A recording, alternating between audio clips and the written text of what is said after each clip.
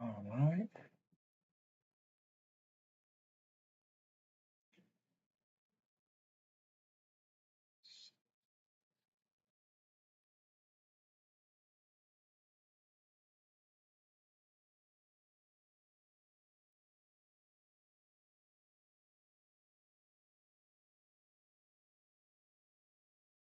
One minute until showtime.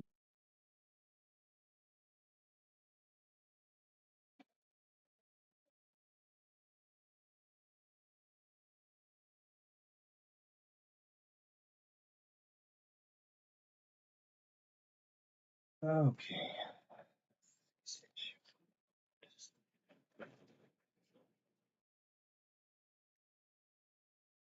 Uh, I gotta make sure my volume is working. So we got to go here. Okay, volume is working. Screen share. Mic. Mic. Alright, cool, cool, cool.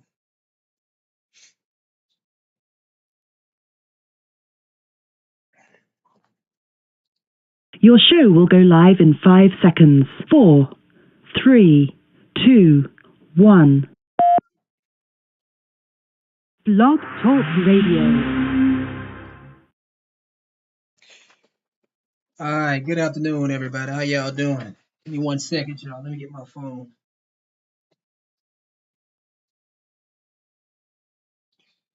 Where's my? I think I left it in the bathroom.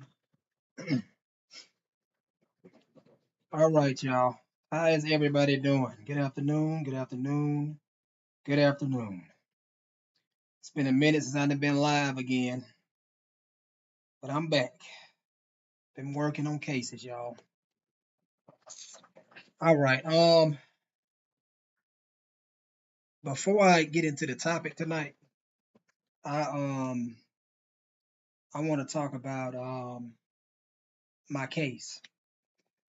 Uh, when was it? This was a couple months ago, maybe 6, 7 months ago or whatever. Um, we filed the case. Well, I didn't file the case. A guy filed the case, state court. Um, they filed a notice of removal from state court in federal court, so they moved it to federal court. And so once the guy got in contact with me, we talked on the phone or whatever, and he needed some help.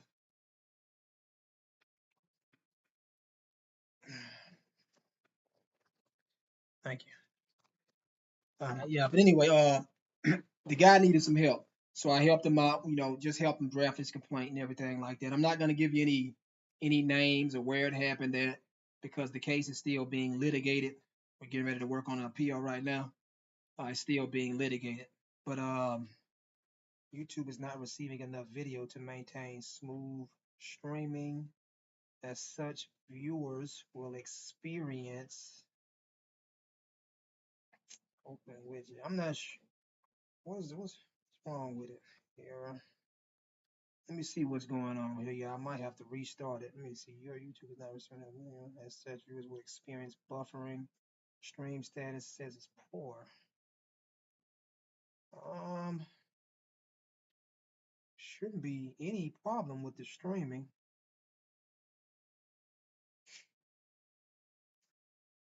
Um, let me see how it's looking on my phone.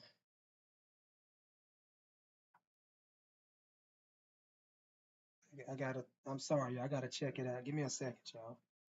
I gotta see how it's looking on my phone. I might have to end it and come on back.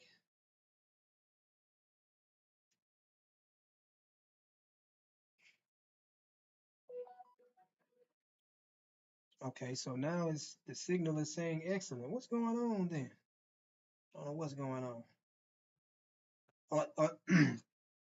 To everybody watching, are y'all having any issues with the streaming? Because I'm getting a message back on my end saying that there's a streaming issue in regards to the quality of the video. So if you can hear me and if you're experiencing any issues, let me know. Put it in the comment section because I can't. I mean, I can't see it. I mean, I can't. Well, yeah, I can't see the footage. So I gotta. I'm looking on my phone right now. I'm trying to find it just to see if there's any streaming issues.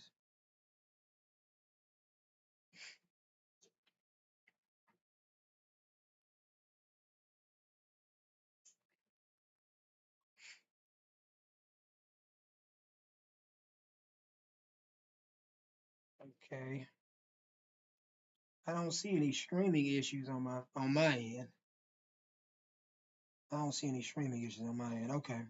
All right. Well, I'm gonna start back and finish the story. Sorry about that, y'all. The reason why I did that was because I got a message back on my end saying that there was some streaming issues, so I had to check it out. All right. Back to what I was saying. So, a few months ago, a guy sued some police officers in state court. And they filed a notice of removal to federal court. I'm looking at the docket right now. They filed a notice of removal to state court. They paid the filing fee, whatever, civil cover sheet, all that. And so the guy contacted me. He needed some help. So I read over his paperwork, and I'm like, "You need to redraft this. This complaint needs to be done over." And so I assisted him. So the first thing we did was filed a motion for an extension of time, and we filed a motion for leave of court to amend the complaint. The motion for time was granted, and the motion for leave of court to amend the complaint. Um, it was I think he set it off for maybe a couple months or something like that. So they filed a motion to dismiss his first complaint. That's why I filed a motion for leave of court to amend the complaint because, in my opinion, the complaint needed to be redrafted. And so we redrafted the complaint. Their first motion to dismiss was denied after we redrafted the complaint. And then they asked for an extension of time some more. So altogether they got around about 50 days or whatever to answer the complaint or to file a motion to dismiss. They never answered the complaint. Instead, they filed a motion to dismiss. All right. So, but when we filed the amended complaint, we requested the court to take judicial notice of the stenographic record of the proceedings that happened in the state court. The reason for that is because the guy won his state case. So this is what happened in the state case. I'm not going to go into too many details, but in the state case, they lied on the guy, y'all. They manufactured probable cause against him. They deliberately, and I'm not joking. I'm not exaggerating because I don't like the police and nothing like that. I'm serious. I've seen the evidence. They literally lied on this man and fabricated evidence against him. This cost him maybe fifty to $60,000 in litigation fees. These were 3 felonies. And they lost at I think a motion to suppress here. And so the judge, essentially, the so-called judge in the state court, essentially held that they had no right to be at this guy's place. They had no right to search his place.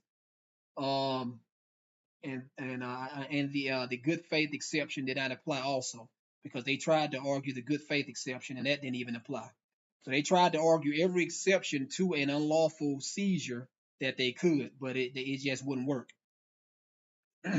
So all of the evidence was thrown out. Once the evidence was thrown out, the prosecution moved to null pros the case. In other words, they moved to dismiss the case. They didn't want to prosecute the case no more. All right, so once that happened, that's when the guy, about 2 years later, literally 2 years later, he filed his lawsuit, 42 Section 1983 lawsuit in state court. It was bad. They filed a notice of removal. Filed a notice. What was it? What did we file? Let me check this docket. I'm sorry, y'all. I'm all over the place. Give me a second, y'all. They filed a motion to dismiss. He contacted me. We filed a motion for an extension of time. Motion extension of time was granted. We amended the complaint. Their motion to dismiss was denied. They had additional maybe 30 days or so to answer the complaint. They never answered the complaint. Instead, they filed a motion to dismiss. In this particular amended complaint, like I said, we asked the court to take judicial notice of the stenographic record of all the proceedings in the state court. In other words, we wanted the judge to see what happened in the state court, and we were going to use all of that evidence just to try to at least get it admitted into evidence right now before we can get actual witnesses to come in and testify about what happened. Nobody has testified in the case yet. So, once the amended complaint was filed and the answers, and their responses were filed, the judge issued an order, and he was going to take everything under consideration it was supposed to be the 2nd of this month. That's what we were waiting on. But a couple days ago, or maybe 2 weeks ago, 3 weeks ago, something like that, the judge issued an order. He moved back the date in order to hear the case or whatever. So he moved it back maybe 3 weeks or something like that. So we were waiting on the 3 weeks. A couple days ago, the guy called me. He called me on my cell phone, and he says, "Hey man, they dismissed the case." I said, "Yeah, I don't believe that." He said, "I'm serious. They dismissed the case." I said, "I don't believe that." He's serious, y'all. And I'm serious too, because ain't no way they dismissed that case. I know that complaint has merit. I know it does. Ain't no doubt in my mind about that. I'm 100% certain of that. It has merit. So he's still telling me, "Hey, man, they dismissed the case." I'm like, I don't believe that. Long story short, so I get online and I check the docket. And I go online and I see, like, he dismissed the case for real. He really dismissed the case, y'all. So I get online and I read the order. All right. So I get online, I read the order. I'm like, this is crazy. So this is what happened. So we are when we filed the amended complaint and we requested the court to take judicial notice, you need to be very careful when you do that because you're allowing a lot of hearsay to be admitted into the record. And it is hearsay within hearsay, probably within hearsay, because no witnesses are coming to testify in this case. So the evidence hasn't been properly admitted yet. We knew that. That's why we filed objections. So we filed all of these objections. These people did not respond to any objection, not one. They ignored all of the objections. All right, now don't get me wrong. They can ignore your objections. I would ignore your objections if they're meritless, but I do not file meritless objections. I don't file meritless lawsuits because I am not a vexatious litigant. I know what I'm doing. All right. So they ignored every objection, every single one of them. So I'm like, okay. So I read the order. The word objection is nowhere mentioned in the order one time. The judge ignored all of the objections, never ruled on them, never said if they were sustained or overruled, none of it. Just ignored all of that. Ignored every single objection. So I want to tell y'all my reason that I would say I'm about 100% sure of this. I'll be right back. Gotta go to the bathroom right quick. I'll be right back, y'all.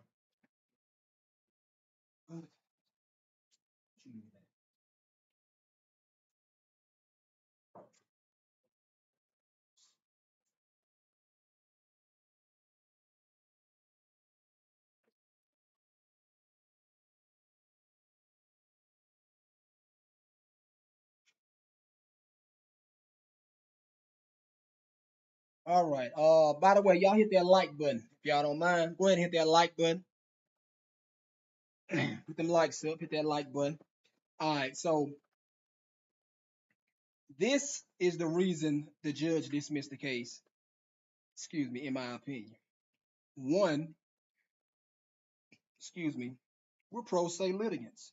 We're not supposed to come in here and we're not supposed to win. We're not supposed to follow the rules correctly and win or almost correctly and win. You're not supposed to do that, especially against a bar attorney.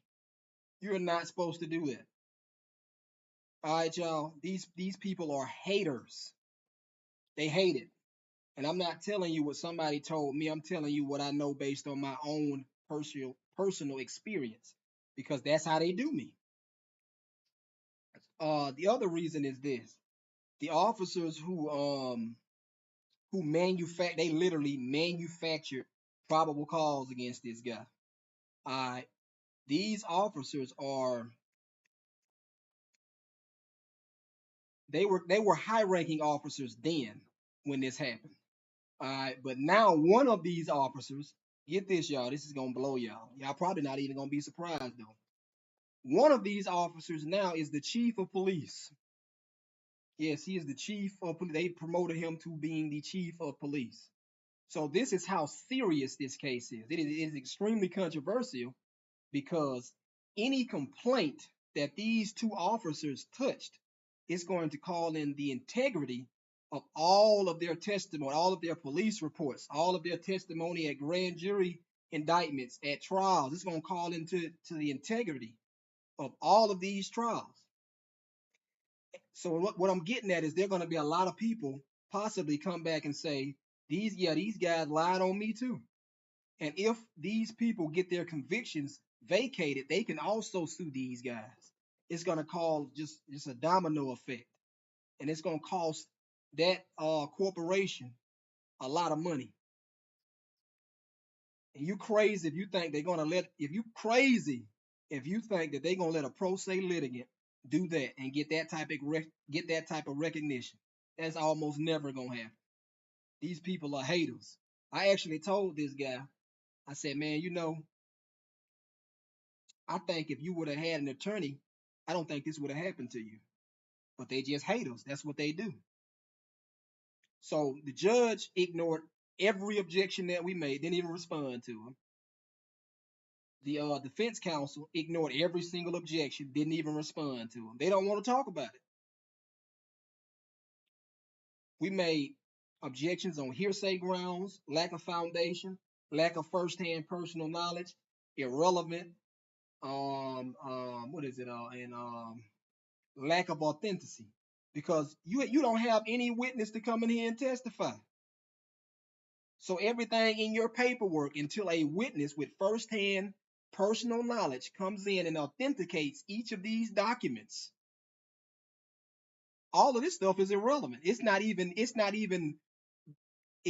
properly before the court yet until it's properly admitted, unless we don't object, and we objected.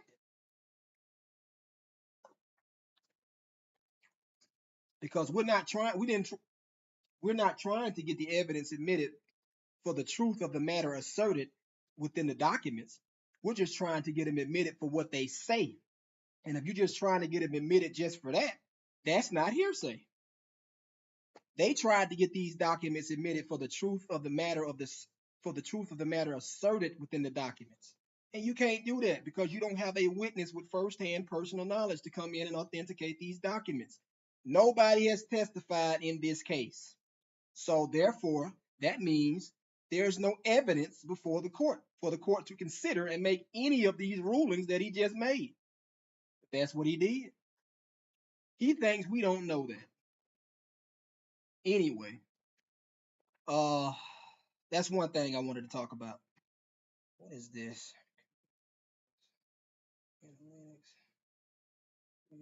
Y'all hit that like button, man.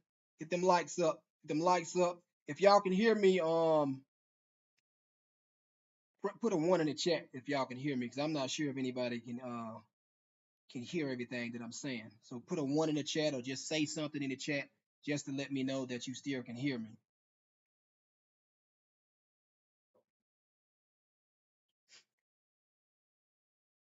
All right, now I'm gonna get to the part where I'm talking about where I wanted to talk about when I was telling y'all what the name of what the topic of the video tonight. This is our fault. And I'm gonna tell y'all exactly what I mean by that. If you have any let me put the I forgot to put the call in number into the chat. Give me a second, y'all. Let's see. Okay, good, good. All right, thank y'all. Thank you. Y'all hit the like button. Get the likes up, please. Get the likes up. I put the call in number in the chat. If anybody has any questions, call in to the show. I got the call in number in. All right, let me see. There's a document. There's a case that I was reading. Is this it? No, this ain't it. Let me find it. This is a good case too. I want to read some of this document too, but I'm gonna get into the topic of the show tonight. I'm gonna give y'all this case. Okay, let me see. I gotta find the date. There it is, right there. All right, I'm gonna do some screen sharing right now, y'all. So I'm gonna share my screen and I'm gonna show y'all this case as I read it to y'all. All right, and we gotta turn that off. Boom, there we go. All right. What is this? What is this thing doing? All right. All right. Let's see. All right, y'all should be able to see the screen right now. Let me go to the chat and just make sure that y'all can see the screen. Right here. Give me a second, y'all. I'm checking the chat just to make sure y'all can see the screen.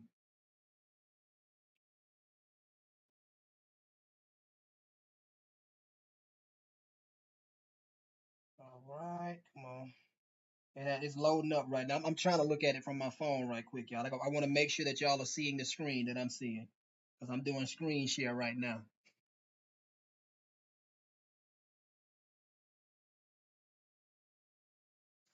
Come on, come on. What is it doing? Hold on, y'all. Let me try it again. See if it's gonna work. Okay, good. Okay, I see it. All right, all right. Sorry about that, y'all. All right, look. Some of the stuff that I'm about to say, it may piss y'all off a little. And to be honest with you, I don't want to say it because I just the system like before I came to reading all of these cases and my understanding right now I was just upset with the whole entire system and how it was being ran, you know what I'm saying? But now I'm not upset as I was. Like I understand now. So let me explain something to y'all. First, let me read this to y'all, and let me elaborate on what I want to talk about. When I say this is our fault, in regards to that, I mean like it's our fault that these public servants um are not being put in their place and reminded of who the sovereign is. That is our fault. Another reason why I say that is because I want y'all to see this. You see how old this case is? Let me make this a little bigger. You see how old this case is? This is June 23rd, 1898. A lot of these old cases, this is where your rights are. That's why you got to go and read these old cases. They're going to tell you everything that happened in the past so you can know what you're dealing with today. That's why I read the old cases. And this is a Nebraska case. It's a Nebraska case. The judiciary back then, based on me reading these cases from back then, I read a lot. And I need to read some more. You know what I'm saying? But it's just so many cases, y'all, for me to read. I just can't read them all by myself. But the judiciary back then, in my opinion, they did their job, y'all. Anytime your private rights was infringed upon and you acted upon it within a timely manner and you had the facts to justify the remedy that you were asking for, they gave you your remedy. They gave you your remedy. This case right here, this page, this thing is 61 pages. I think I read about 41 pages of it. But this is where your rights are. There's a lot of principles established in this case. So like the legislature they've been trying to do some of the stuff that they're trying to do today. They tried to do all this stuff 200-300 years ago, y'all. Let me show y'all. I'm gonna read some of this stuff for y'all, man. This stuff just blows me, y'all, when I read this stuff. I copied and pasted this the other day on my YouTube channel. This right here. If you go on my YouTube channel in the community section, you're gonna see this. You see all this stuff right here? These what is this? Constitution 1866, Article 11, Section 6, Texas versus White, 7 Wall, U.S. All of these are cases. You need to go and read these cases, man. So let me read y'all something. The federal Constitution guarantees every state in the Union a Republican form of government. That's true because we have a republic. All right. The people are sovereign. That is true. A state with a different form of government could not be admitted into the Union. The right of local self-government is an essential element of a Republican government. So I want y'all to pay attention and listen to what is being expressly said and what's being implicitly said. Because if it's implicitly said, then it means the same thing as if it's expressly said. All right. So y'all need to understand it don't, for example, uh we have so many rights that are not even mentioned in the Constitution. But the fact that they're not mentioned in the Constitution expressly does not mean that they're not mentioned in the Constitution implicitly, is what I'm trying to say. Therefore, it is not within the power of the legislature to prevent the people of the city of Omaha from selecting their own officers. All right. This does not just mean in a democracy, this means in a republic too.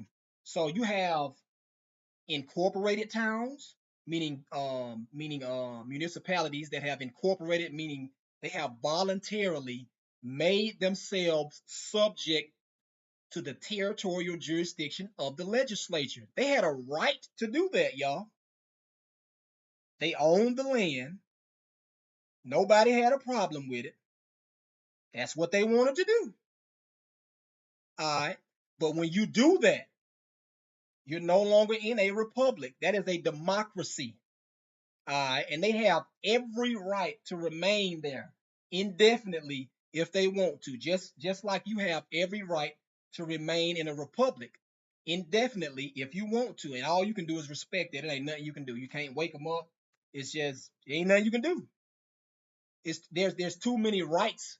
There's too many rights and equities involved in that in order for the matter to be adjudicated in a manner that's just and proper, in my opinion, because that's what they're trying to do. They always try to balance, based on me reading these cases, they always try to balance the rights and equities.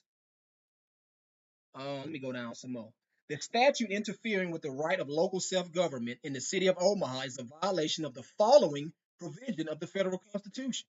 No state shall make or enforce any law which shall abridge the privileges of or immunities of citizens of the United States, nor shall any state deprive any person of life, liberty, or property without due process of law, nor deny to any person within its jurisdiction the equal protection of the law. That sounds like the 14th Amendment and the 14th Amendment due process clause. That's what it sounds like to me. Local self-government is an inalienable right, whether wholly written, partly reserved, or wholly reserved. These are all the authorities right here, y'all. All this stuff right here. And I pay attention because they're citing so many cases that are not Nebraska cases because these are principles that they're talking about. Let me go down. I'm gonna go down some more. All right. I'm not gonna read all of this. I'm gonna read some of it. I'm trying to pick out the points that are important that I want to talk about. And then I'm going to elaborate on why I say this is our fault. Because if you go, man, look, these people should not have gotten away with what they're getting away with because the rights are already established. They've been established. The town and the county were the only municipalities known to our political history, and they possessed complete powers of government in all local matters, legislative as well as executive. That's because it's an administrative agency. Any diminution of the original complete governmental powers of the towns or the counties arose solely from The voluntary surrender. I gotta read that to y'all again, man. I gotta read this again, man. I gotta read it again, man.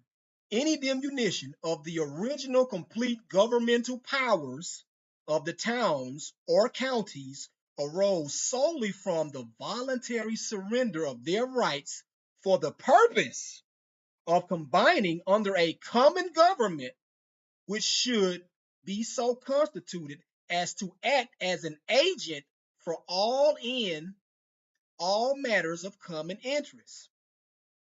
Powers not surrendered in the written constitutions remain with the people. The right of local self-government is the possession of the individual citizen. It does not belong to the states, nor to the towns, counties, nor cities, but to the men who inhabit them, in which respect it differs from the similar right to exercise, let me say right exercised by European municipalities prior to the revolution. Let me go back down. Sorry about that, y'all. It is an inherent right. It is conferred by no sovereign power, and no sovereign power can take it away. Do y'all hear that? Did y'all hear that? It ain't come from them. It ain't even come from you. It came from God. It is as common and an equal right. It belongs to every American citizen. I don't think I seen them use U.S. citizen in here, other than another case citation. And a state constitution which should preserve it to some of its citizens and take it away from others would not be in that respect conform to the requirements of a republican form of government. Let me go down. I'm trying to. Hopefully I'll find this citation I'm looking for. Uh, where is it at? It is a vital, substantial right and no mere detail of government to be adopted or rejected at the will of the legislature. And there's the citations. Let's go down. If you want to know about municipal corporations, this is what you need to read. This is the authorities right here. One dealing municipal corporations. That is one authority with all of the principles of municipalities, municipal corporations, right there. This is from 1829 or 35, something like that. They been had this stuff, y'all. Let me see if I can find it. Legislative enactments attempting to confer upon the governor power to appoint members of the board of the fire and police commissioners of the city of Omaha are unconstitutional and void. It is not within the power of the legislature to take from the people of municipalities the right of local self-government. You have a right to choose how you want to be governed. All right, so what they saying is this. Let me go back up. This is the part right here is that I want to point out. Any diminution of the original complete governmental powers of the towns or counties arose solely from the voluntary surrender of their rights for the purpose of combining under a common government. That's a democracy, y'all. That's a municipality. That's a town. That's a city. That's a county.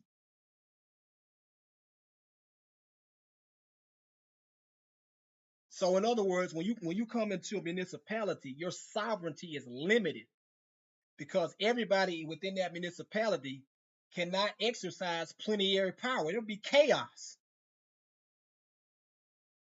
So you have to limit some of your fundamental rights when you're in there. If you want to exercise plenary power, you need to move out of the municipality, out of the town, out of the county, or whatever you want to call it. Well, not out of the county. You have to move in a rural area. And if you're going to if you want to remove yourself from their within their corporate territorial jurisdiction, this case is going to talk about that too. You cannot sleep on your rights. And I'm gonna give y'all a hint because there was another case that I read, and I want to say that they're right. So let's say that you're in a rural area or somewhere like that, and you're paying property tax, all right? But a tax based on the cases that I've read, there's no citation that says this expressly. It just says it implicitly, okay? A a tax is conditioned upon a benefit. All right. So in exchange for this tax, what benefit am I getting? So if you're paying these people but they're not giving you any benefits. That is inequitable. All right, that's an iniquity. That is contrary to equity, unless you consent to it, you okay to it, you acquiescence to it. So what I'm trying to tell you is you can petition for a writ of quo warranto to oust them from exercising their corporate territorial jurisdiction over your land because they're not investing in the land at all. They're just taxing you. So in other words, when you think about it, they have essentially taken your land for public use without just compensation, even though they're not using the land, they're just taxing you. You can't tax private property, you can't tax rights. You only taxed on benefits and privileges. A license is a tax. It don't have to be called a tax in order for it to be a tax, but a license is a tax. Y'all make sure y'all hit that like button. Hit that like button. Also, I'm gonna be saying this throughout the show tonight. Um, if y'all don't mind, because I do like to get paid for my time. Um, I want to get my juror members up, my monthly subscribers for my juror members. So if y'all don't mind, I would really appreciate it if everybody watching, if you haven't already, joined the juror members subscription. I think it's $1.99 a month, something like that. I would really appreciate that. Um, that would funds will help me just focus on this because I have, like I said, we all have bills to pay. You know what I'm saying? But if y'all want me to keep doing stuff like this, I'm gonna have to get compensated for it, so I don't have to focus on anything else except this, because I know how to find the cases, and I can do this all day. This is easy. I can't read them all, but this is easy. But let me go down a little bit more, y'all. Let's go down. Um, where are we at? I'm trying to let me see. Um,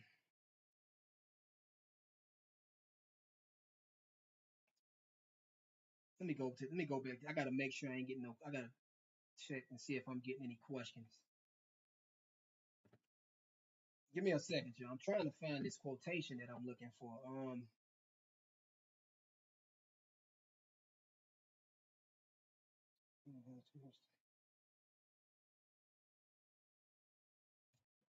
Let me go down.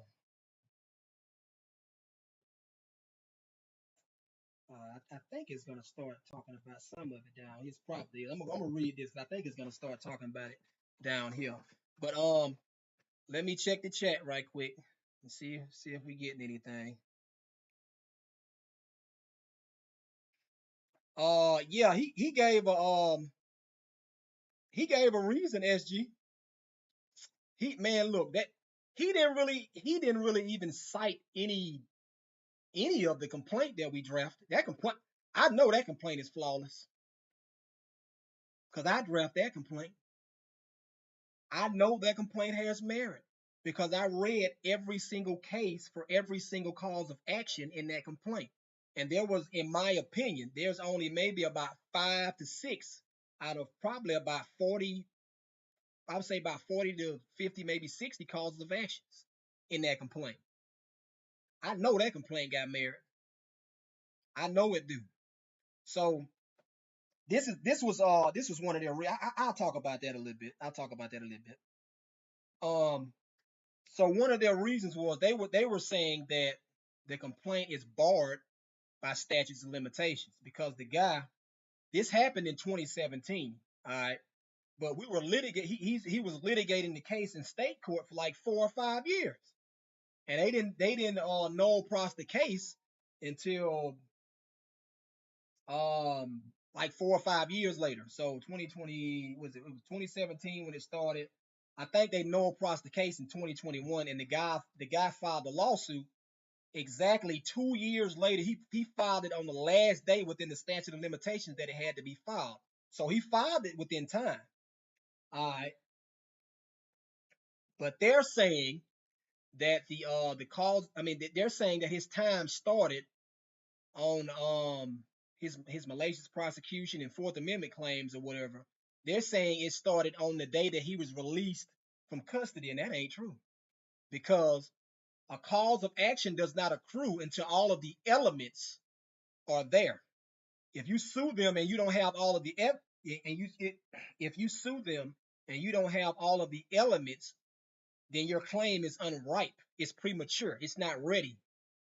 All right. So the final element that we needed to sue them was the prosecution had to terminate in his favor, and it did when they null pros the case. So when they null pros the case, that's when the statute of limitations starts. There's cases on that hold that, and we cited all of these cases. I crossed all my T's and dotted all my I's, and they ain't see. They just did this and filed their paperwork. They act like they ain't see nothing. They act like they ain't see nothing. So let me go to the phone lines. I'm sorry, I forgot. All right, no phone calls yet. So yeah, they just act like they didn't see nothing. So the judge, let me do y'all want me to read it? I'll read some of it. Let me go to it. I'm gonna pull the order up and go to it. Where is it at? Right here. I'm gonna read some. I'm not gonna read all of it. I mean, and then it ain't number 6 pages. 6 pages. The words are small and they all bunched up together. Now this man did not. The word objection is not used anywhere in his order. Nowhere in his order. They can, like I said earlier, they can ignore your objections if they are meritless. They can. I don't file meritless objections though, because I don't file meritless lawsuits. I'm not a vexatious litigant. I know what I'm doing, and if I don't, I'm gonna go read cases that's gonna tell me either expressly or implicitly what to do. Let me see. Where are we at? Let me go to. I'm gonna go and read you the Fourth Amendment violations because we had so many of them. Now, just this is just to let y'all know. I don't care if it's 100 years. All right. If you're in prison and you get your conviction vacated because they fabricated evidence against you, you can sue them. I don't care if it's 100 years later, because you can't sue them until the conviction is vacated in your favor or the prosecution terminates in your favor. Then you can sue them. The reason why you can't sue them is because they, what do they call it? What's that term? I think it comedy is one of them, and then there's a full faith and credit um involved in one of them. So it's like the feds, they don't want to step on the state's toes in regards to the cases that are adjudicated in state court. In other words, they don't really want to reverse the conviction, and they have to abstain from it. I think it's called the Rookerfield doctrine or something like that. They have to abstain from it. Did you ask for a response to the GE objections, like Yusuf said? We didn't. We never went to court. We was he was supposed to go to court 2 weeks from now. That man, he randomly did this. We thought we were going to go to court. This was so random because he's supposed to go to court on the 26th. He just randomly did this and dismissed the case.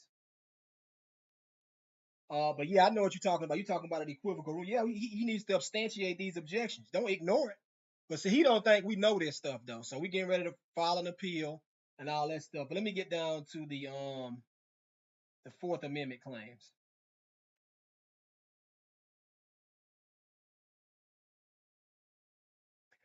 Fourth Amendment and due process. The court begins with plaintiff's Fourth Amendment claims. The plaintiff alleges that the defendant officers violated his due process rights by unlawfully detaining him, seizing his property, and fabricating evidence.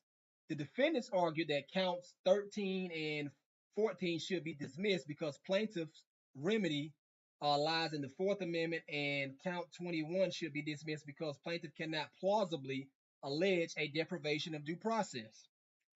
It is well established that a substantive due process claim may not be maintained where a specific constitutional provision protects the rights at issue. I already know all this stuff, but I'll read it for y'all if y'all want me to. It says, I'm gonna take it off screen share for right now. Let me take it off screen share.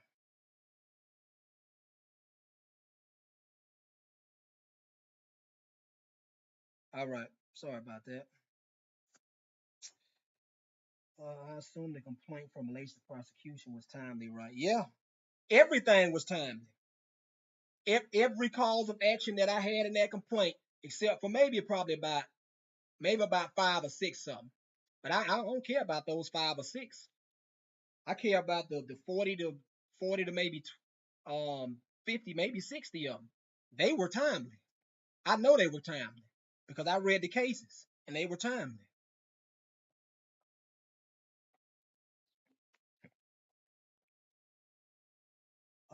Let me go down. Let me see. Here we go right here. Now this man, y'all, this man do not cite. Look, man, when anytime somebody files a motion to dismiss, all of the facts have to be taken as true, and every reasonable inference has to be drawn in your favor. He didn't do none of that. That man ain't do none of that, man. None of it. In count 21, the plaintiff alleges a due process violation on the defendant's use of fabricated evidence to pursue his prosecution. The court notes that unlike wrongful pretrial detention claims based on fabrication of evidence, let me see, based on fabricated evidence, fabricated based wrongful conviction claims implicate due process. Convictions premised on deliberate fabrication of evidence will always violate the defendant's due process rights. This case, however, does not involve a conviction. No, it doesn't. Rather, the plaintiff alleges that he was released 5 days after his arrest and the criminal charges against him were later dismissed. The plaintiff's evidence fabrication claim thus does not arise under the 14th Amendment. They right there. It doesn't write under the 14th Amendment. Explaining the due process clause was inapplicable because the plaintiff did not raise a claim of wrongful conviction. That's because he wasn't convicted. Instead, as will be discussed below, the appropriate vehicle for plaintiff's fabrication of evidence is the Fourth Amendment, and they write about that. All right, so we got Fourth Amendment unlawful seizure, and let me see, unlawful search and seizure. Next, plaintiff alleges that the defendants unlawfully searched his person and home and seized his property without probable cause in violation of the Fourth Amendment. The defendant contends that these claims must be dismissed as time barred. That is patently false because he filed that within the statute of limitations. All of the cases that we cited in support of our arguments, they ignored them. They don't want to talk about it. And I know I've been litigating cases for a while, y'all. When you wrong, they might drag their feet a little bit, but they love to tell you when you wrong. They love to tell you when you wrong. And they gonna do it on the public record because you a pro se litigant. But you out your minds if you think that they gonna tell you, a pro se litigant, that you right against a multi-million-dollar law firm of 7 to probably 9 attorneys. I don't know how many attorneys at that law firm. That little old you is right and all 9 of them is wrong. You think they finna do that? Come on, man. While a plaintiff need not anticipate and plead around affirmative defenses in the complaint, the statute of limitations may be raised in a motion to dismiss if the allegations of the complaint itself set forth everything necessary to satisfy the affirmative defenses. The plaintiff's Fourth Amendment claims are governed, statute of limitations, which is 2 years. All right. I read a case not too long ago, y'all. It happened in like the 70s or 80s. This guy got his conviction vacated because they forced him into pleading guilty or something like that. He got his conviction vacated and he sued them. And they said he didn't file it outside the statute of limitations. They said it was timely. How you file a case almost 30, 40 years later and it's timely, but we can't file ours 2 years later on the last day and it be timely? And this is the same state, this federal law. It's a 42 section 1983 case. Y'all hit that like button. Also, man, y'all do me a favor and go ahead and sign up for that jury members. I think it's $1.99 a month. $1.99 a month. Y'all go ahead and register that and sign up for that. I really appreciate it. Let me go. All right, here we go. Here, the First Amendment complaint alleges that the unlawful search and seizure occurred in 2017. The plaintiff, however, did not file his initial complaint until 2023. What are they talking about? It looks like it looked like he intentionally put the wrong date in here. Let me see. The search and seizure on January. The plaintiff, however, did not file his initial complaint. He got the wrong date in here. I think he do. I have to go back and look. The plaintiff's argument that he was precluded from bringing his claim under Heck, blah blah blah, is unavailing. Let me see. This guy. No, that's right, because his case wasn't terminated until like June 2021. The plaintiff's argument that he was precluded from bringing his claim under Heck v. Humphrey is unavailing. And then he cites this. Many claims that concern how police conduct searches or arrests are compatible with conviction. What does that even mean? What does that have to do with us saying that our claims are foreclosed until we get either the conviction overturned or we get the prosecution dismissed in our favor? That don't have nothing to do with that. How long you been? He used to be a prosecutor, this so-called judge. He used to be a prosecutor too. What is that? That don't have anything to do with it. So we're gonna go to the malicious prosecution claim next, SG. Let me show you what I'm talking about. The Fourth Amendment, unlawful detention and malicious prosecution. The plaintiff also invokes the Fourth Amendment to assert unlawful detention and malicious prosecution claim based on fabrication of evidence. He alleges that the defendants fabricated the police reports, they did because I read them, and the affidavits, they did because I read them, to obtain a search warrant, and the grand jury testimony, they did because I read it, resulting in his unlawful detention and the commencement of criminal proceedings without probable cause. When I tell y'all they lied on this man, they lied. They deliberately, knowingly, and intentionally fabricated evidence against this man. Cost this man all his money, so-called money, and almost cost him his freedom. Allegations of wrongful arrest and detention and pursuit of charges without probable cause are actionable under the Fourth Amendment. Yeah, we already know that. Let's get down to the merits of it. I want you to notice that he's not really giving you a factual background. He's supposed to do that in his opinion. He's not really telling you what happened. He's just making conclusions. Let me see. A Fourth Amendment claim for malicious prosecution accrues when the underlying criminal prosecution is terminated without conviction. That's not just for malicious prosecution. That's for any fabrication of evidence claim.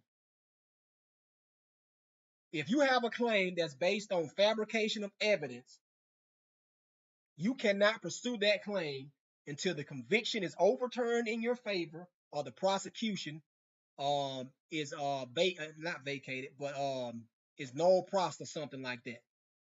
You can't do it. Let's go down here. Fourth Amendment claims where timeliness was measured from the plaintiff's release on bond rather than acquittal. No, it ain't. No, it ain't. There is thus no timeliness issue apparent from the face of the First Amendment complaint as to these claims. The question then is whether the plaintiff has plausibly alleged a Fourth Amendment malicious prosecution claim. To state such a claim, his allegations must at least show that the prosecution was initiated without probable cause. Yeah, we saying y'all fabricated evidence. That's what y'all did. Y'all didn't have no probable cause for that.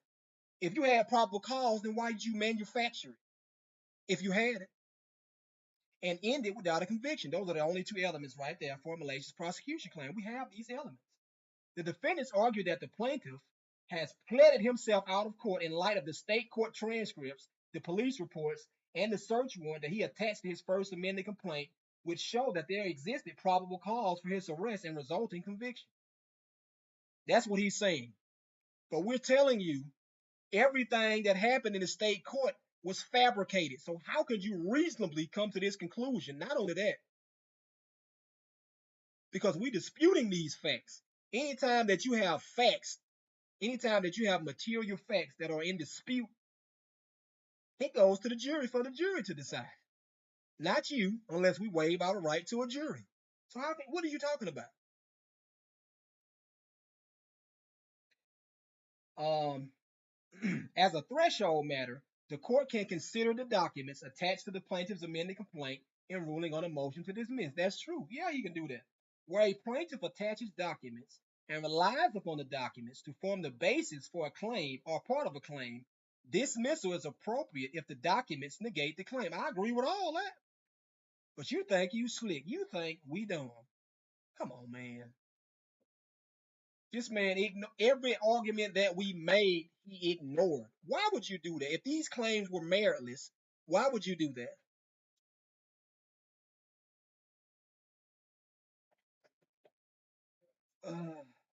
Let me see.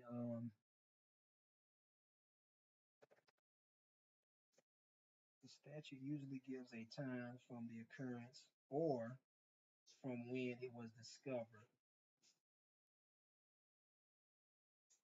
Finish reading that please about the timely filing. What you mean is let me check the phone lines. I'm sorry, y'all. Y'all can call in right now if you have any questions. Call in and we can talk about it. Just call. Let me put the call. I'm gonna put the number back in the chat and y'all call in. Excuse me. Who commits malicious prosecution? The attorney, the police. It was the police in here. We're not gonna worry. We didn't want to worry about the attorneys. We just wanted to make this real simple. Cause in actuality, it really was the police. Man, they literally lied on this man, man. I wasn't um I wasn't sure the extent of their fabrication of evidence until I actually like he showed me the evidence. I got it on my computer. He showed me the evidence. Took me a minute to get it, and I'm like, damn, they really they lied on this man, man, under oath in affidavits, in the police reports, at the grand jury testimony. They lied on this man.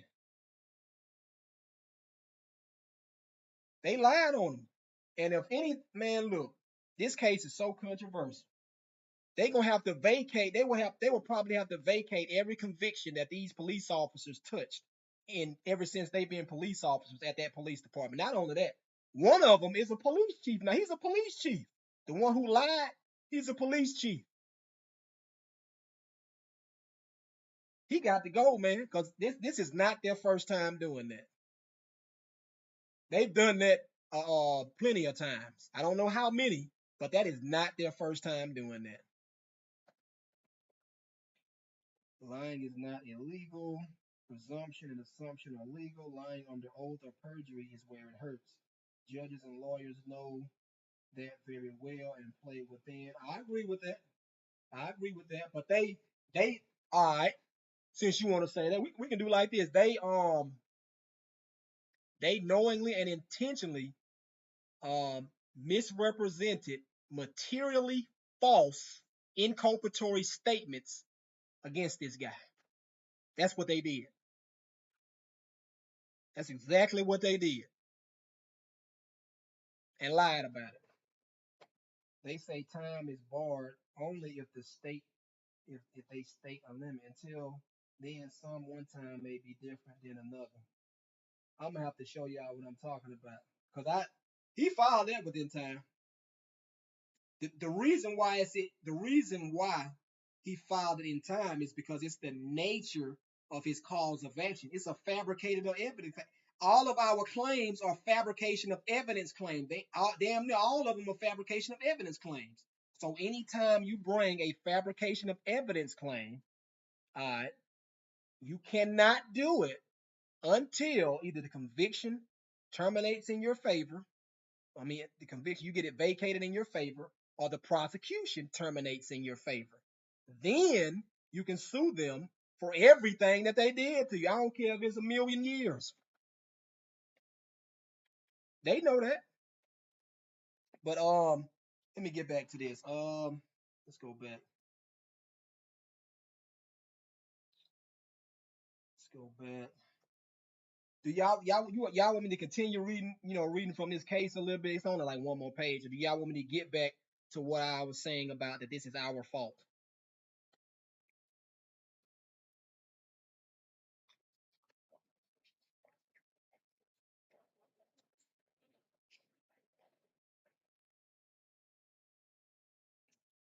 Let's see. Are you talking about criminal cases? No, this is a civil case, Miss G. This is a civil case. I'll call. Did you get that email I sent you of that ebook, Miss G? Because I sent you an ebook probably like 2 weeks ago. Maybe I don't really know how long ago, but I sent it.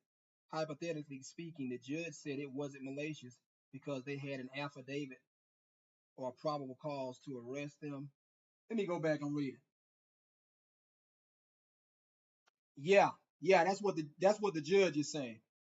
That's what the judge is saying. So he's saying all of the evidence that we filed in court or whatever, he's saying that shows probable cause. All right. But listen, this is what this is what people are missing. All right. Anytime you request the court to take judicial notice of something that happened somewhere else, that is hearsay. All right. Now, hearsay is admissible if it qualifies for a hearsay exception. All right.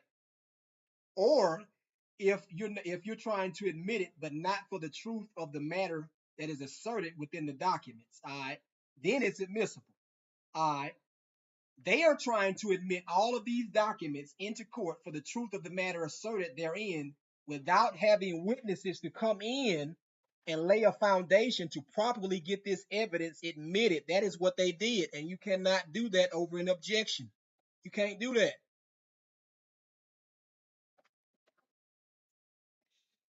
Uh, if they ask you to fill out this paperwork but don't put a time limit on there, then it's a reasonable take you out.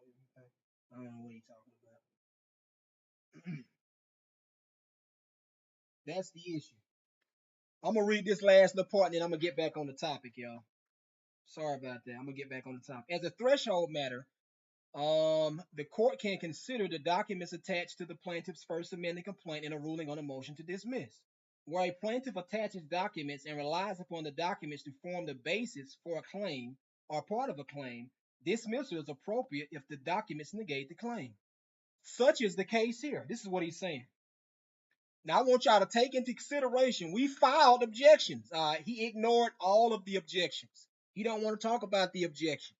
This is the judge now. Now, the judge did not. He's not the only one who ignored the objections. The opposing party also ignored the objections. All right. The basis for a plaintiff's malicious prosecution claim is that the defendants reported is that the defendants falsely reported that they observed one of the stolen wells. Not only that, one of the thing that they were saying that was stolen was never reported stolen. One of them that was reported, it was never reported stolen, and they couldn't identify the other items that were allegedly stolen either. But they said that they could, but they couldn't. When I got the evidence and they lied. They lied at the grand jury hearing. They lied at the motion to suppress hearing. They lied in the police reports. They lied in the affidavit. How you like? Come on, man. Anyway, in the plaintiff's garage, and this fabricated report was used to obtain a search warrant and pursue criminal charges against the plaintiff. He's misconstruing the facts also. The issue with these allegations, however, is that the documents attached to plaintiff's amended complaint show that the defendants investigating of a Facebook post advertising the stolen welders for sale led the officers to plaintiff's residence, where they observed what appeared to be one of the stolen welders from the window leading to the plaintiff's garage. This led to a more fulsome search pursuant to a warrant and ultimately the plaintiff's arrest after the defendants discovered the stolen items at his residence. The plaintiff's attached thus undermine and render implausible the plaintiff's allegations that his arrest and subsequent prosecution were not supported by probable cause. We're telling you, do y'all see how he ignores the fact that we're saying that they manufactured all of this evidence? He's ignoring that.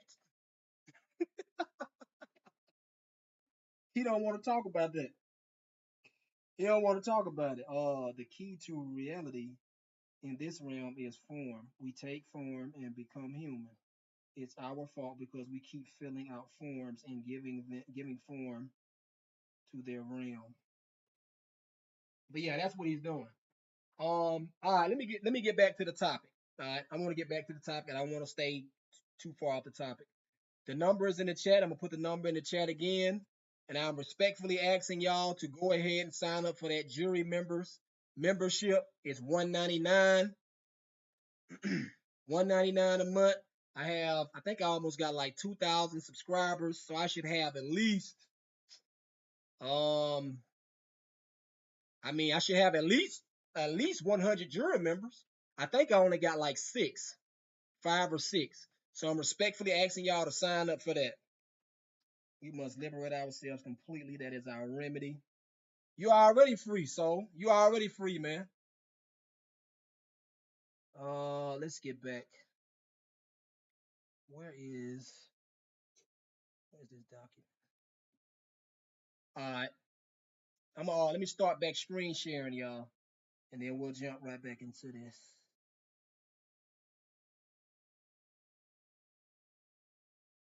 All right, so back to the topic. When I say this is our fault, this is our fault because I would say anywhere from 150 to maybe 300 years ago, all of our private rights were being established.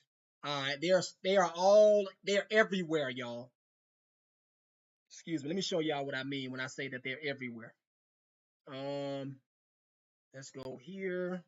We're going to case dot law. We're gonna go here, and let me show y'all what I'm talking about. They are everywhere. You're right. They're everywhere. So we're gonna say we will click. Let's go here. Is this it? Yeah. I'm gonna click that. All right. So I'm just gonna click on a random so-called state. What is this? Kansas. All right. So we're gonna click on Kansas. All right. See this? 1858 to 2016. That means the very first Kansas Supreme Court case is in there. This is the appellate court, 1895 to 1901. They there. Southwestern edition, 1920 to 1999. Look at this, Kentucky. This is probably the oldest one I've seen. Kentucky reports the oldest Kentucky case. Let me go ahead and click on this. This is why I cannot do this all by myself, y'all. I need help. I cannot do this by myself. This is one volume, all right, from 1718 until 1951. This is one volume. Do y'all know how many cases in this volume? Let's see. Let's go and see. Let me show y'all. These are all the cases in this one volume. These are all cases. 1801. Let's see what the first case was about. Let's see. A caveat for 100 acres of land in Fayetteville. Okay, this one is short. All right, so that's a short case. Trying to find something that's kind of long. Now, the older cases like this, they are very short. They're very short. Um,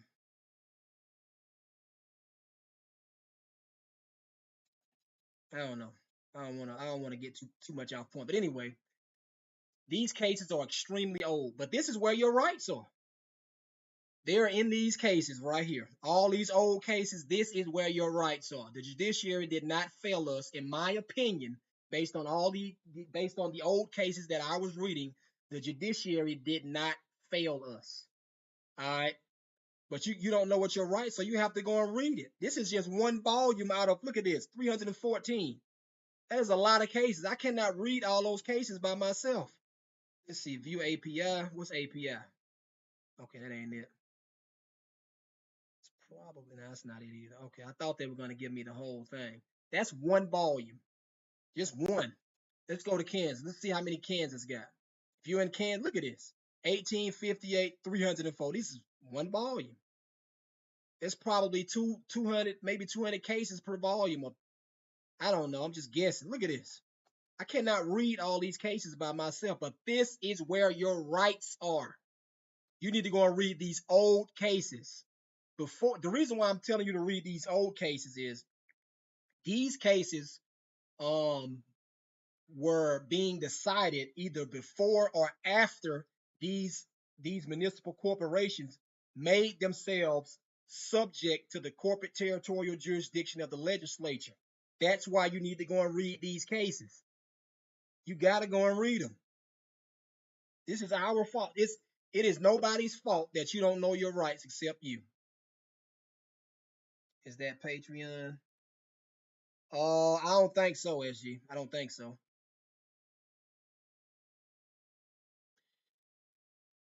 Uh, let's see. So let's get back. Where's that document at? Is this? I think this is it. Okay. In Von Holt's constitutional law, page 217, may be found this apposite language. Congress has the Congress has only the powers granted it by the federal constitution. The legislative power of the state legislatures, on the contrary, is unlimited as far as no limits are set to it by the federal or state constitution. This does not mean, however, that these restrictions must always be expressed in explicit words. It doesn't matter if it say it in there. If it says it implicitly, then it says it. It means the same thing as if it said expressly. It doesn't matter. As it is generally admitted that the factors of the federal government have certain implied powers, so it has never been disputed that the state legislatures are subject to implied restrictions. That is, restrictions which must be deduced from certain provisions of the federal or state constitution, or that arise from the political nature of the Union, from the genius of American public institutions.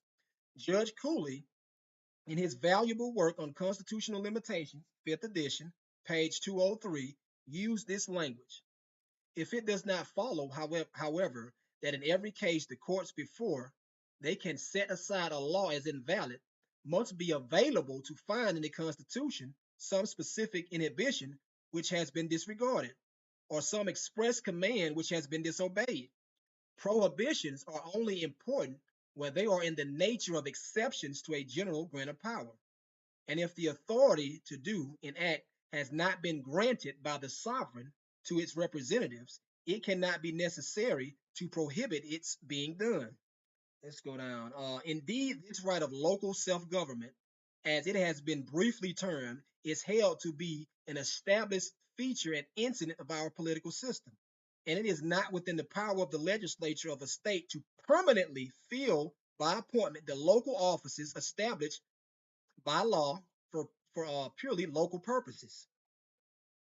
Let me see. I wish I could find that citation I'm looking for. Escape the detention. Point out numerous cases where the legislature might act as avoid transcending. I'm trying to find this case I'm looking for, y'all. Well, not this case, this citation I'm looking for. On the Department of Government and individual citizens according to the spirit and intent of the framers as indicted by its terms. An act violating the true intent and meaning of the instrument, although not within the letter, is as much within the purview and effective prohibition. Okay, that ain't it. I wish I had time to find this. I don't want to keep y'all waiting. Let me go back and check this out. No, that's not it. All right. Is this it? That's not it either. I lost the case. What a case at right here. All right. Let me see. Is this it? While the validity of the legislation is brought into question, it is not necessary to show that it falls appropriately within express written prohibitions contained in the Constitution.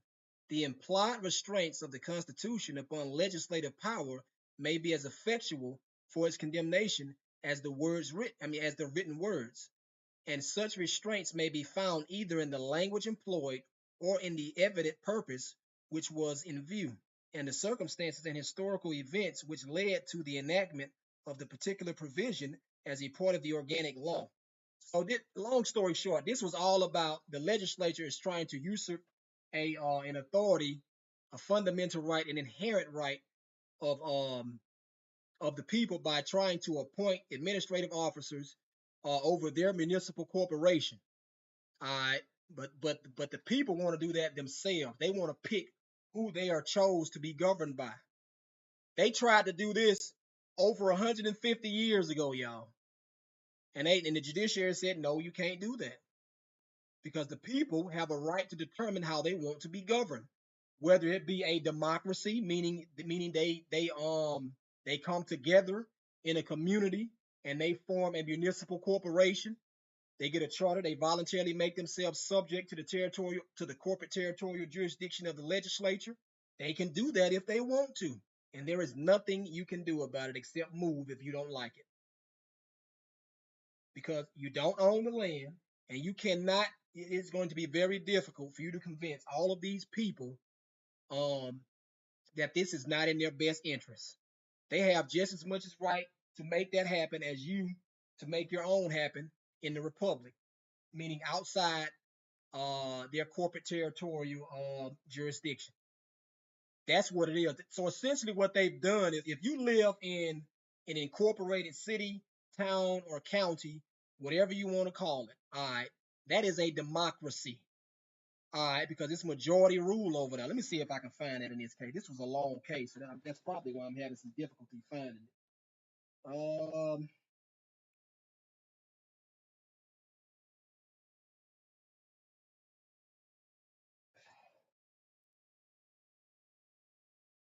Suppose the legislature see fit to create a county office and should provide the general election.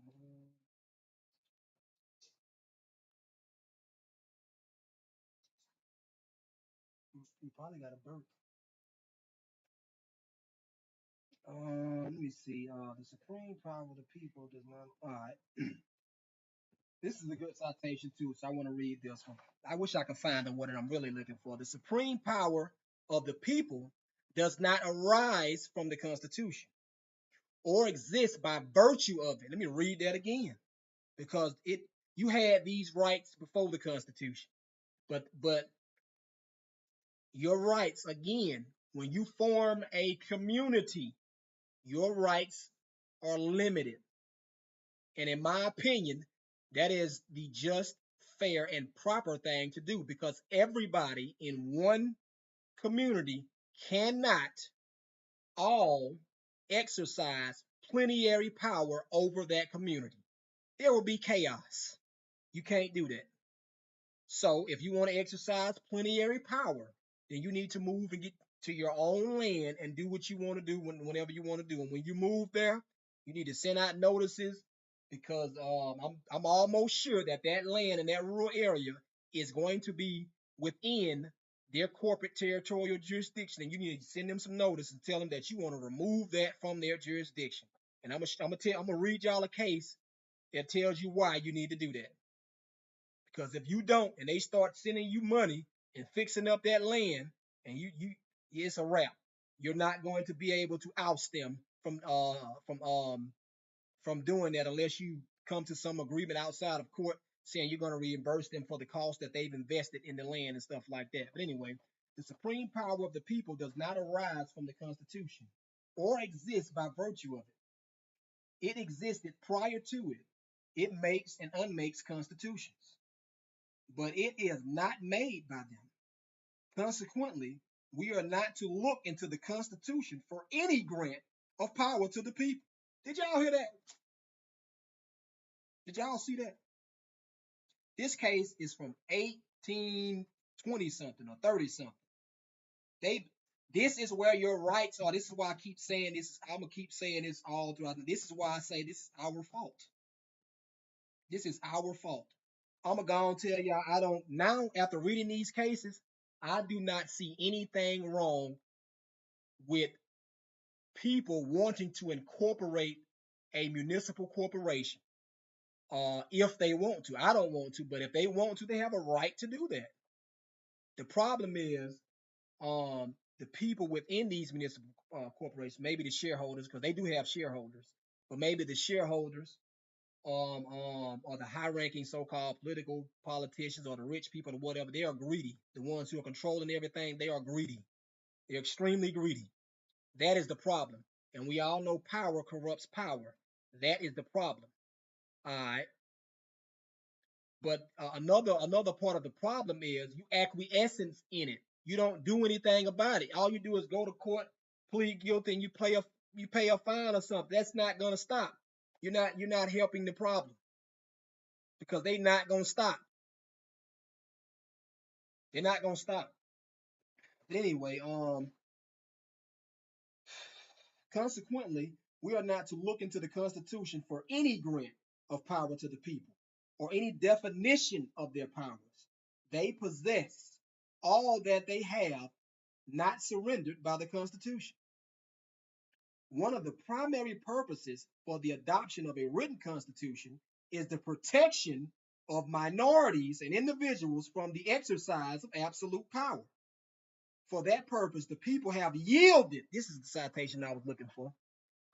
For that purpose, the people have yielded up some of their powers, but they retain all that they have not restricted themselves from exercising by the express words of the Constitution or by necessary implication therefrom. When you go to a community, your sovereignty, your plenary is limited, and rightfully so.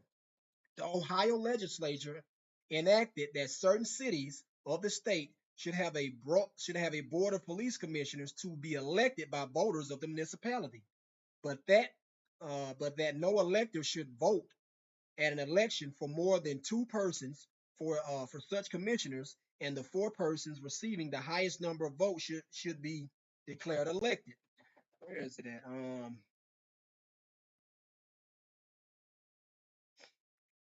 This is one right here too. This is Nebraska 41 edition. Blah blah blah. Lowe versus Riz. Let me see. Held that an act. I want y'all to pay attention to this. An act known as the 8-hour law, invalid on the ground that it denied the right of the parties to contract without reference to compensation for services. Although no express constitutional provision guaranteed to the individual the right to contract as he pleased, the law was also held bad as class legislation,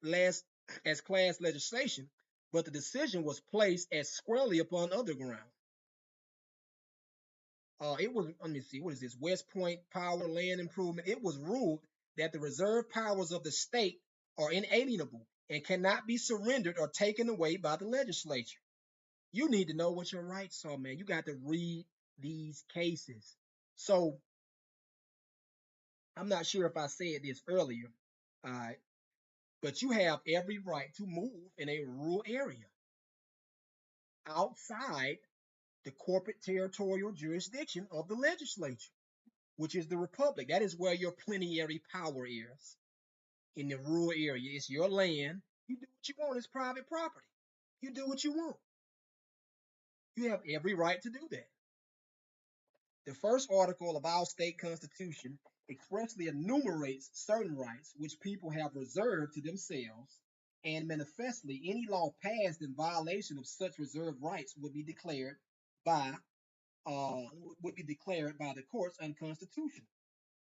It cannot be successfully asserted that the only rights reserved to the people are those enumerated in said article of the Constitution, since Section 26 thereof declares, this enumeration of rights shall not be construed to impair or deny others what? Other rights retained by the people, and all powers not herein delegated, meaning all powers not in here granted or get permission given to these three branches of government, remain with the people. This language removes all doubt that powers other than those specified in the Bill of Rights were retained by the people, and any statute enacted in violation of such rights is as clearly invalid as though the same had been expressly forbidden by the fundamental law. The right of the majority, see that word right there? Majority, that right there tells me that is a democracy. It don't say it, but that's what it means to me. And I'm going to read it to you. The right of the majority to govern is as much reserved to the people as though such right had been in apt language expressed in the Constitution. That is a democracy. That is a democracy.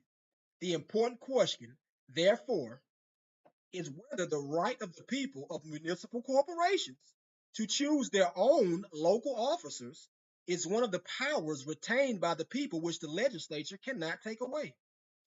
An examination of various provisions of our Constitution fails to show that the right is conferred upon the legislature or any other department of state government in direct, explicit, and plain language, or impliedly to deprive municipal corporations of the power to govern themselves by officers of their own selection. If you want to create your own unincorporated private town, you can do that.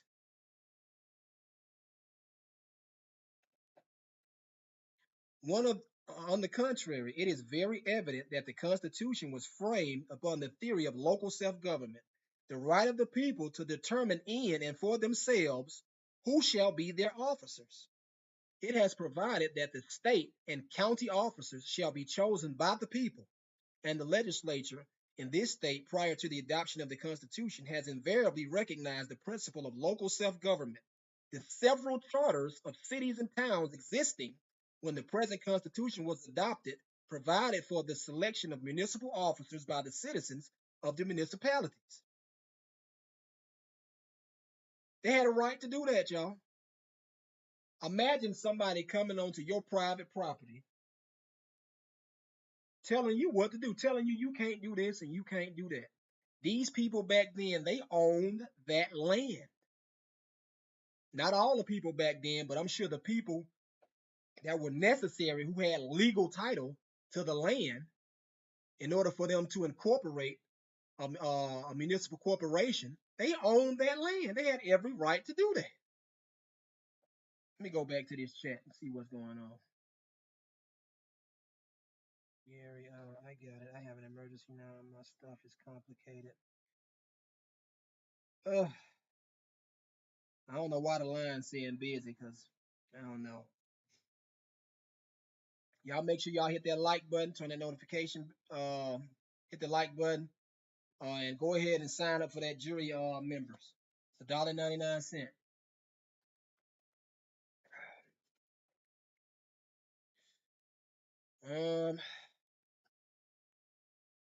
Where is it at? Where is that case? I think this is it.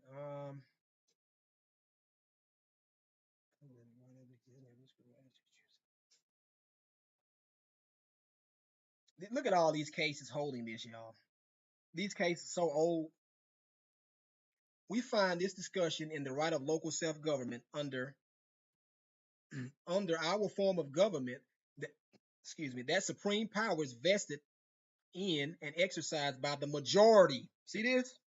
When they say local government, under the form of government that the supreme power is vested in and exercised by a majority. That is a democracy. That is a city. That is a town.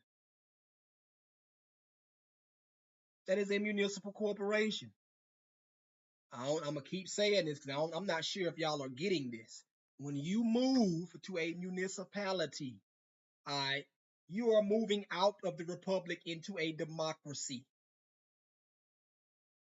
And the people who created that democracy long ago, maybe 100 to 300 years ago, at that time, everything they did, unless the case holds otherwise, was lawful. They had a right to do that.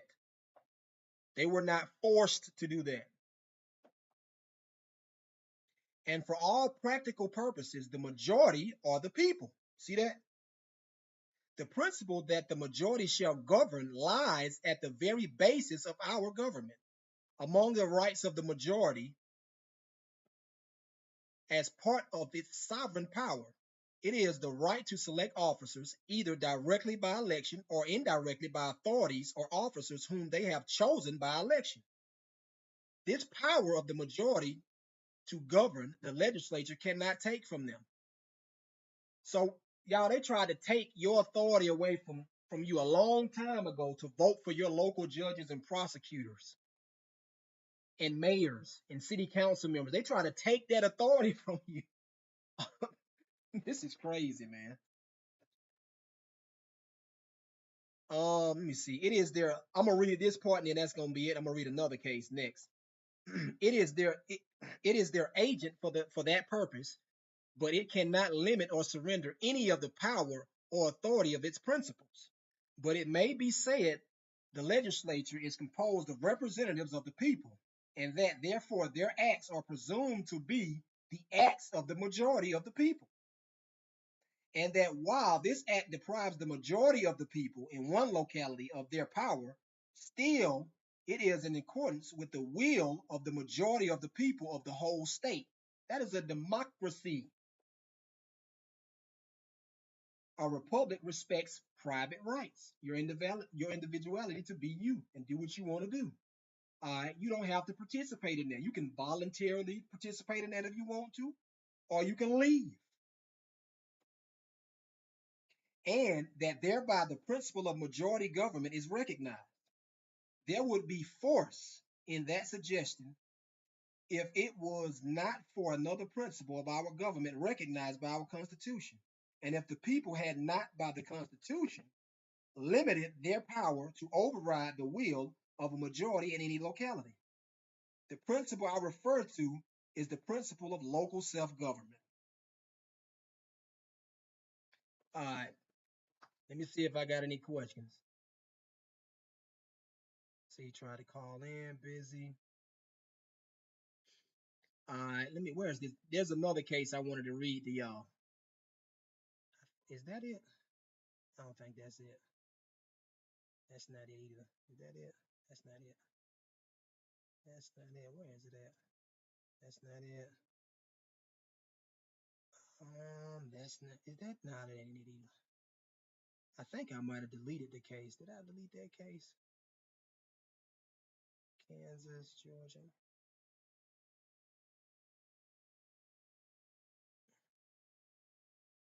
I think I might have. How did I delete that case?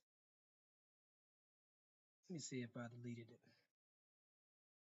Give me a second, y'all. I'm gonna take it off screen share. Let me see if I can find that case.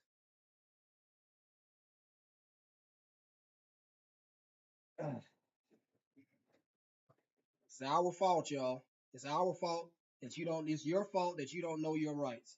There is no excuse that you should not know your rights when you have all of these Supreme Court cases from over 1 to 300 years ago clearly declaring your rights, clearly telling you what these municipal corporations cannot do.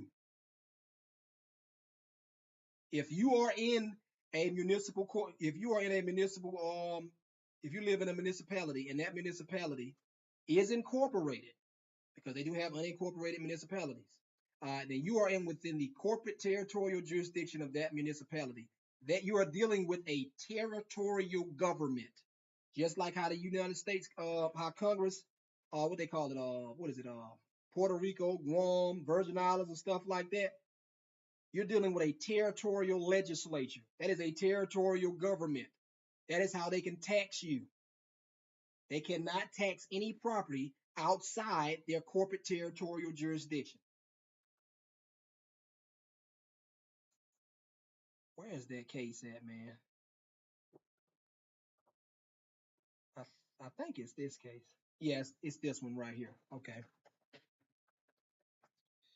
Let's make it bigger.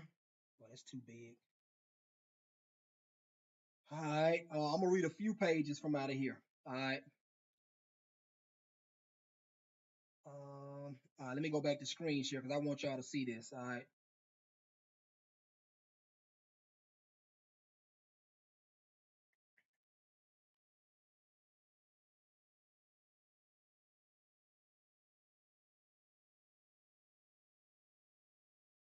Where is it? Oh, right here. All right. Ain't it? I lost the case. Okay, there it is right there. All right. So let's go back up. All right.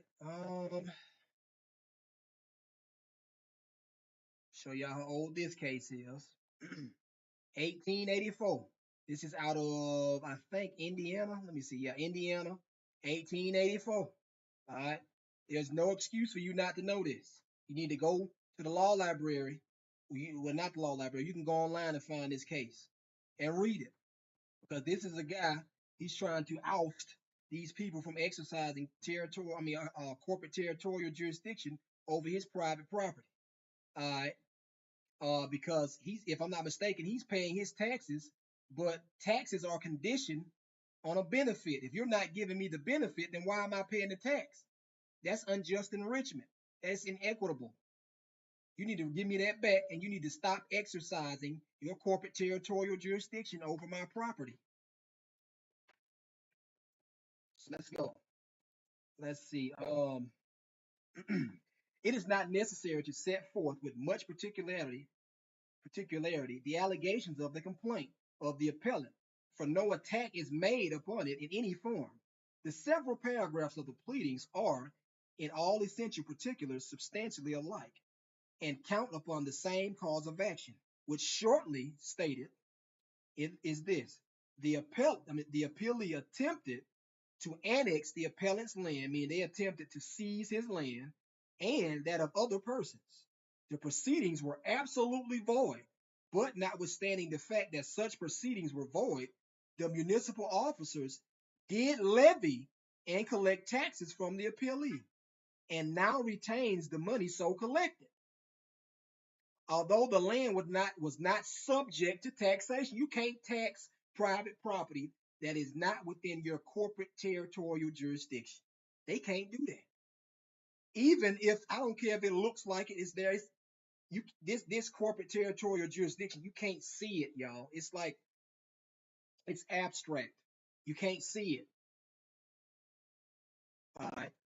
The notion is by a property owner who has paid the taxes which he seeks to recover and is not in action by let me see, and is not in action by a purchaser at a tax sale, so that the case is fully within the rule laid down. All right.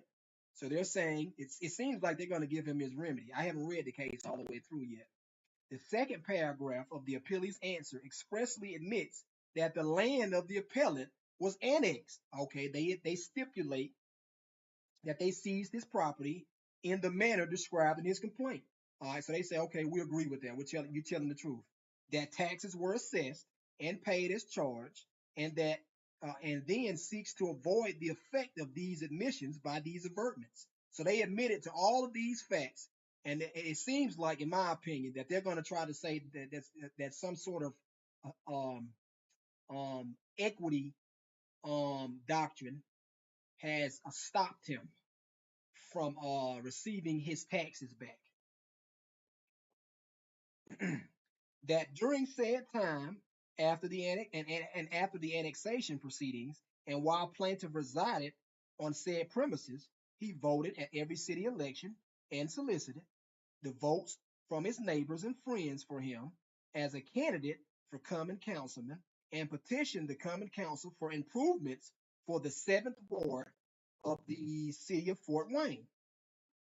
We are unable to find any principle upon which this answer can be sustained. So they don't have any principle. They don't have any remedy for these facts for the appellant. If, as the answer admits, the proceedings for the annexation were unauthorized, the city had no right. Do y'all hear this? Pay attention to this, man. If, as the answer admits, the proceedings for the annexation were not authorized, the city had no right to levy or collect taxes. And unless the appellant has done something which precludes him from asserting the invalidity of the proceedings, his property rights are not affected by them. What is if he's done something, anything that is inequitable, he can't get that money back. The fact that he voted at a municipal election cannot have the effect to preclude him from asserting that the annexation proceedings were invalid, for that fact did not deprive the city of any substantial right. He did not injure the city, nor confer upon the appellant any privilege. See that there's an exchange right there. See that? There's an exchange. In exchange for this tax, I'm going to give you something. I'm going to give you a benefit or franchise of such legal value as to preclude him from asserting the truth respecting the annexation proceedings. Nor was the privilege of standing as a candidate for a municipal office of such value to him as to compel him to silence regarding the illegality of the attempt to annex, contiguous territory. I think that's how you say it. and surely his candidacy cannot be treated as a thing of value in the municipality. The fact that he united in a petition for an improvement does not coerce him into silence, for the bare fact that he signed a petition neither brought him a thing of legal value. See that? Now, if he got something of value in exchange, then he would be foreclosed. It seems like that's what they're saying. Nor took from the city anything of appreciable worth. These facts may be some evidence of acquiescence, but they are much too slight to build a defense of estoppel upon him. So they're saying he's not estopped from trying to oust them and from trying to get his tax money back that he paid on that land. This conclusion is so plainly correct upon general principles that it is hardly necessary to cite authorities. But there are cases fully in point against the sufficiency of the answer. What cases are we talking about?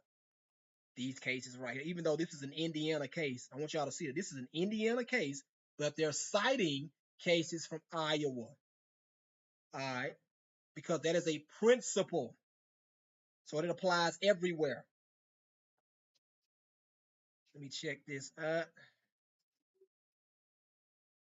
Uh, let's see. Y'all go ahead. Make sure y'all sign up for my jury members. If y'all don't mind, sign up for my jury members. It's $1.99 a month. I would really appreciate it because I like to get paid for my time. I would really appreciate that. Give me a second, y'all. Let me get me something else to drink. Let me check these lines. No calls yet. I'm okay right now. I almost been on here 2 hours. This time is flying by. Let me get back to this case. Much stronger than the case may be made, the answer is that of what is this, Castle Green Tap versus Black, Indiana 5, where the plaintiff was held, not concluded, although he voted for the tax he sought to have declared illegal.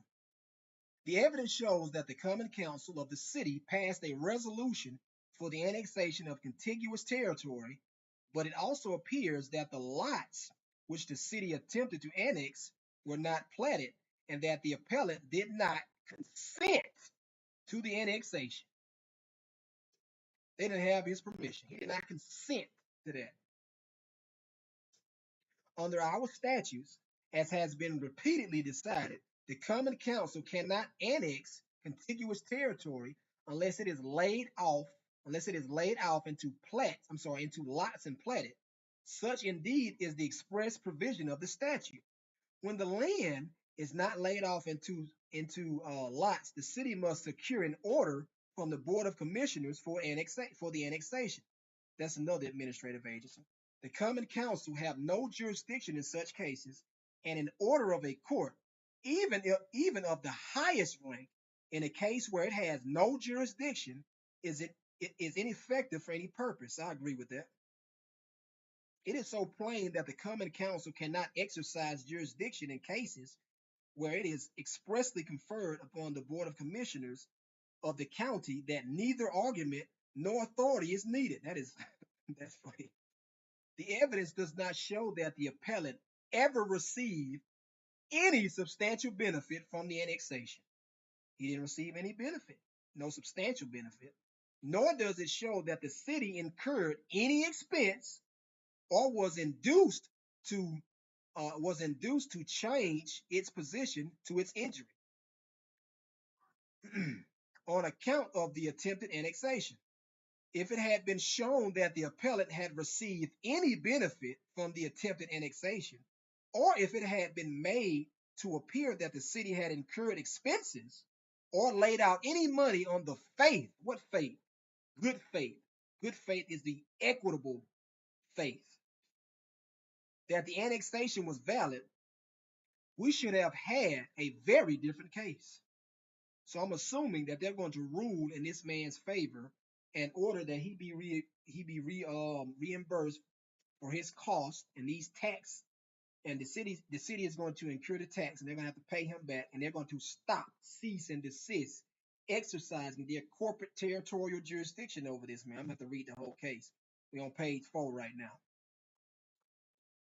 But we have here a case where the city did not change its position to its injury. They injured this man. They did not change. They didn't stop it. They just ignored it. Nor the citizen received any substantial consideration. Seems like we're talking about contracts here or something like that. They're talking about consideration. The case falls within the general rule thus stated by one of the text writers. It will be found upon an examination of the above and other cases that wherever the rights of other parties have intervened by reason of a man's conduct or acquiescence in a state of things about which he had an election and had a conduct, or I'm sorry, and his conduct and acquiescence or even lashes was based on knowledge of the facts, he will be deemed to make an effectual election, and he would not be permitted to disturb the state of things, whatever may have been his rights at first. So you have to know what you're doing. If you don't know what you're doing, and it can't be held against you. But mere acquiescence or waiver made without consideration will not be binding if a change of purpose do not affect the rights of others. And that's the authority right there that they're citing. There may be a consideration sufficient to bind the person under a duty to act, although he receives no benefit. A consideration may exist, although the party against whom a right is urged may have received nothing of value from the other party. It is sufficient if there be loss or injury to the party acting. This principle is illustrated by the cases which hold that where a landowner licenses another to do an act and the licensee upon faith, what faith are we talking about? We're not talking about bad faith because that is inequitable. We're talking about good faith because that is equitable. This principle is illustrated by the cases which hold that where a landowner licensed to another to do an act, and the licensee, upon the faith of the privilege granted, expands large sums of money, the licensor cannot revoke the license. Why can't he do that? Because that is inequitable. You can't do that.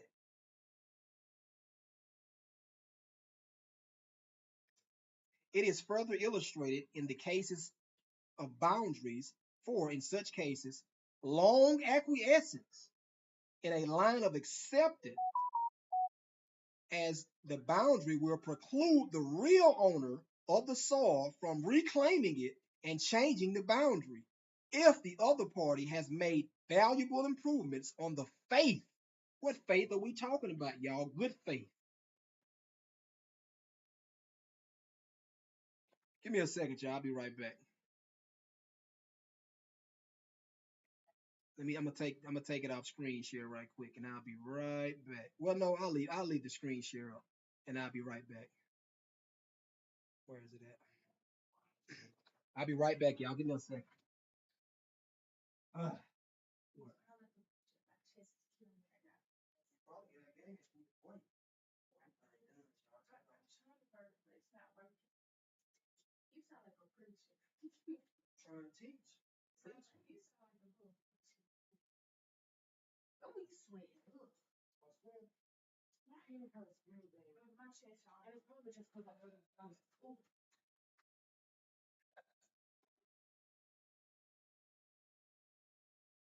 All right, let's get this back. I got about 13 more minutes. I'm gonna wrap this on up,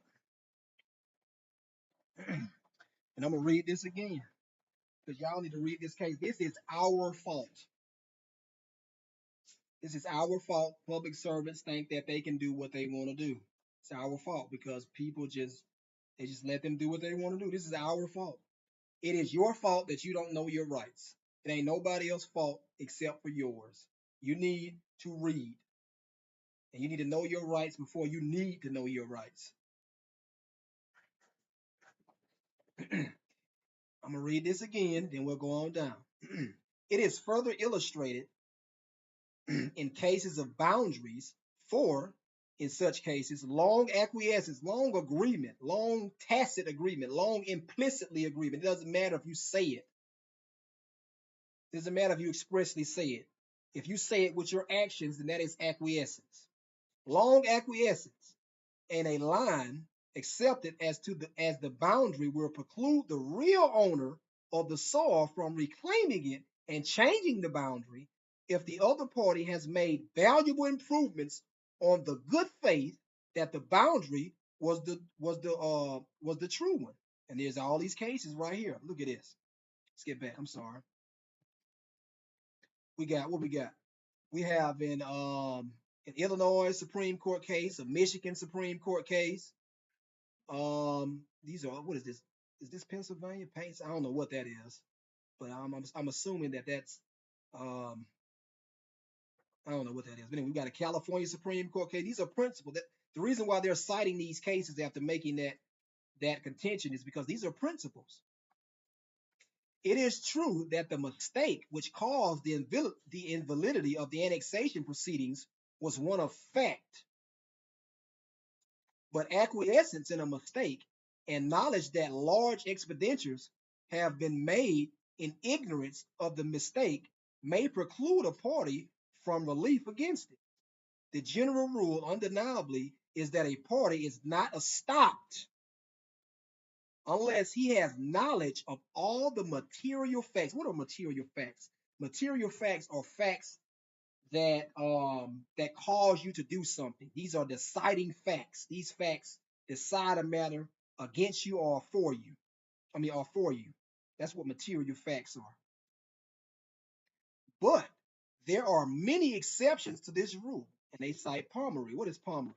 This right here, Palmery is a they have a treatise on equity, because this is what we're discussing right now. We're talking about equity. Even though they haven't used the word equity in here, that is exactly what we're talking about. We're talking about equity. I know we're talking about equity because I see the words. I can see it. The rule has sometimes been stated as though it were universal that an actual knowledge of the truth is always indispensable. It is, however, subject to many restrictions and limitations as to lose its character of university, universality, or whatever. I can't even pronounce the word, y'all. I'm sorry. It applies in its full force only in cases where the conduct creating the estoppel consists of silence or acquiescence. Like in my case that I was just telling y'all about, they have a duty to respond to this. You can't just ignore these allegations unless they just patently meritless. Then yeah, you can, but I don't file meritless lawsuits. I'm not a vexatious litigant, and I don't file meritless objections.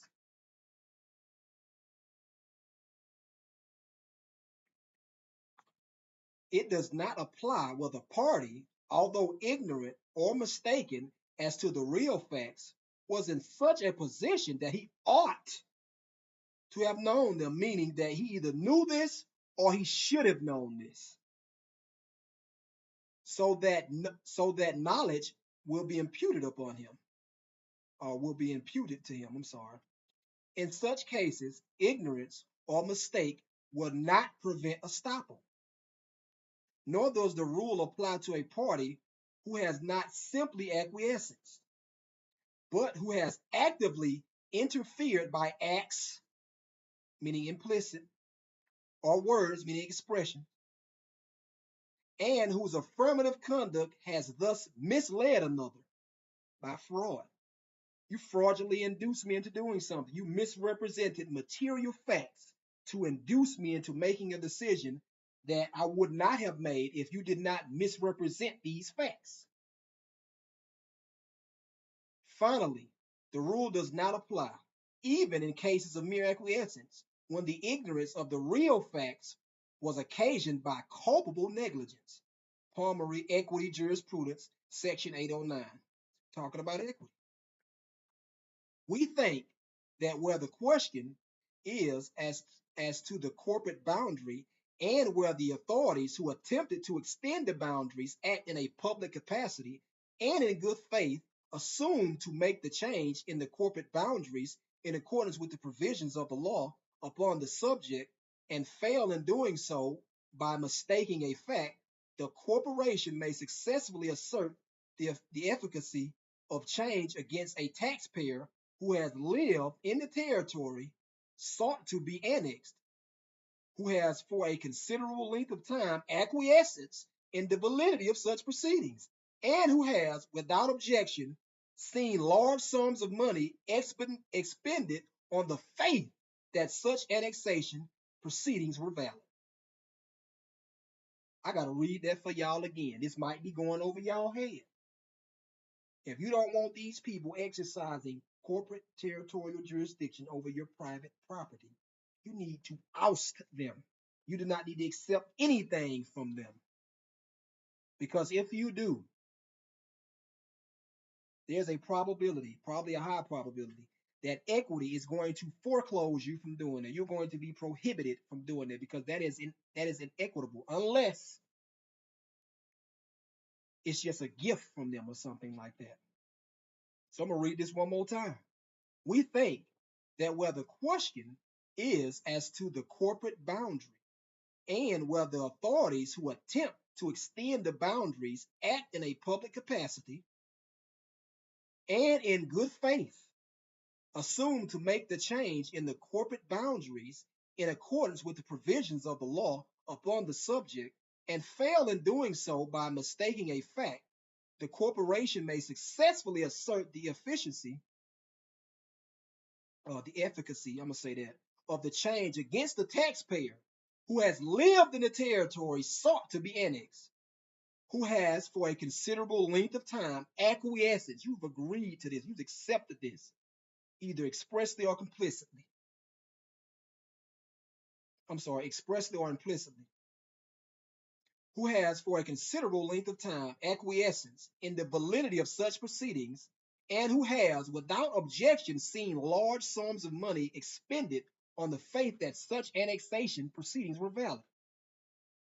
There are many reasons why a different rule should apply to the acts of municipal authorities engaged in the performance of purely public duties from the one which obtains in cases where the controversy arises out of matters of private business between individual citizens. Notice that they always, when they speaking about us, they talking about, they use the word private.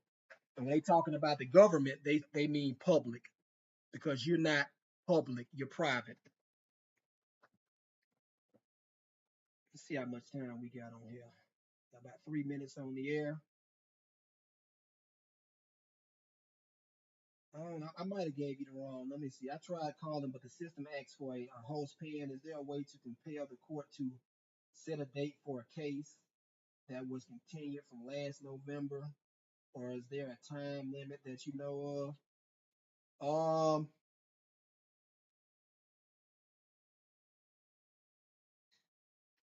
There, you can check. You're in federal court or state court. You're in federal court or state court. Let me go back to reading this. The municipal authorities in such a case exercise delegated governmental functions for municipal corporations or instrumentalities of government. The officers of the corporation acting in public matters represent the inhabitants of the locality. For the inhabitants of the locality and not the officers constitute the corporation. The acts of such officers are public, and one who is interested in the subject over which their acts extend is bound to take notice of such of their acts and proceedings as per of record. So you need to act immediately when they do something you don't like. You can't sit there and do nothing. Let me go back and check this chat. Looks like this time is almost up on the air. Let me see. Do you have any case law of evictions? Well, first off, look, I see y'all asking questions, but ain't nobody signing up for my jury membership. It's $1.99. I feel like I'm at least worth $1.99, y'all. Come on now. I feel like y'all just ignoring me, man. Y'all just ignore me. I can come on here and do this stuff. I can have all types of cases for y'all, but I don't have the time to come up in here and research it because 90 I'm seconds. working. I have stuff to do. You know what I'm saying? I tried calling, but let me see. District, district. What do you mean? State district court or federal district court? I don't have any case law of evictions. I can find them though. I can find anything, but I don't have any right now. 60 seconds. Blessings. Beats by Jerome. What's good? What's good? Just free game. Just go ahead and sign up for a membership. It's on the YouTube channel. It's $1.99, man. You know. But if you want, let me see the cash app if you want it. Hold on.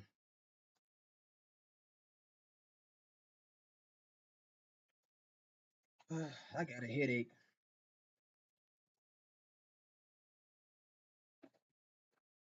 State district. Okay. If you in state court, they have what they call, and I'm not saying this applies there. I don't know, but they have what they call a denial by operation of law. So a denial by operation of law is 10 essentially this: seconds. when you file a motion, and if the motion is pending longer than 30 days, then it's deemed denied by operation of law. So I'm not saying that that's the case here. I don't know. But if that's not the case, you have to realize that when you're dealing with these people, um, they're you're not the only one that they're dealing with. They have certain criminal cases too that they're dealing with, and criminal cases take precedence. In other words, they take priority over civil cases because you have more rights that could potentially be violated in a criminal prosecution as opposed to a civil prosecution, if that makes sense. Let me I'm gonna end that episode. I'm sorry with the number. I don't know what happened with the number. I don't know what's going on with that. I'm gonna take it off screen share. If y'all want that case that I was just reading, let me know, and I'll send it. I'll give it to you in the chat. Free game. Oh, I answered that question. Yeah, cash app. Appreciate the cash app too. Free game. Appreciate it. I'm not, y'all. I'm not asking for much. You know, I know we got bills to pay. Trust me, I know. That's why I don't ask for much. That's why I made the cheapest thing on my channel is for $1.99, and I know I'm worth that. Y'all don't disrespect me and y'all don't think I'm worth $1.99. Come on, man. Thank you. That helps with stuff I filed with no response. I mean, that's it's a possibility, SG. If you don't mind, man, sign up for my jury members, SG. It's $1.99, man. It's gonna cost you what, $24 a year or something like that. Oh man, I thought you were asking about the case, SG. I didn't know, man. I'm sorry. I thought you were asking about the case. I don't know where it's at, man. I'm gonna see if I can screen share and show it to y'all, man. 'Cause I don't know where it's at. Give me a second. Let me see if I can screen share and show it to you. That's the okay, right here. All right, I'm gonna screen share it, y'all. All right. Okay, so you go right here to join. Go on here and you click. I thought it was $1.99. It's 99 cents, y'all. I thought it was $1.99, but it's 99 cents. I should have at least. I have like how many subscribers I got? I think I got 1,900. Well, a little over 1,900 subscribers. I'm almost at 200. I mean, at 2,000. So I should have at least. I mean, 30%. I mean, it's only $1. Forget that. If it's only $1, I should have 1,900 subscribers. It's $1, y'all. Come on, man. It's $1. I know I'm worth $1, y'all. Come on now. Let me get back on here and read the chat right quick. I'm gonna take it off screen share.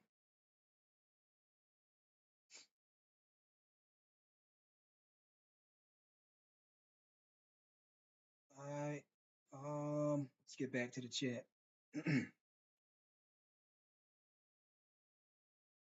Well, let's go back. All right, sorry about that. Does YouTube get a cut? Yeah, yeah, they get a cut. They get a cut, SG. I think they get I think it's 70% that they get. Not I'm sorry, not 70%. They get 30%. I'm sorry. Yeah, YouTube gets 30% if I'm not mistaken. They get 30%. Um, how long has the I don't know. I'm sorry about the phone lines, y'all. My bad, SG. I don't know what happened. But so you need to you probably need to read some cases or read some statutes or something like that, SG, because they might do that everywhere. I don't know. I know in some cases they do it here, or it's probably just in an administrative court, even though all of them are administrative courts. So that's probably where they do it. I know that in some courts they do it down here. Yeah, I do consulting. Excuse me. Yeah, I do consulting free game from time to time. Yeah, I assist with all types of stuff. I'm not gonna sit here and tell you that I know everything because I don't have all of the answers to your questions. But if you have a question for me and I don't know the answer, I'm 100% certain I can get you the answer. Might take me a little time, but I can get you the answer. I can find anything. And I can litigate. I'm not even joking. I can litigate any case because it's all the same thing. The problem with it is I would have to study the that particular area of so-called law to make sure that I have that I have an understanding of what your rights are and how to argue the case. But I can do anything. All of this stuff is the same. It's all the same thing.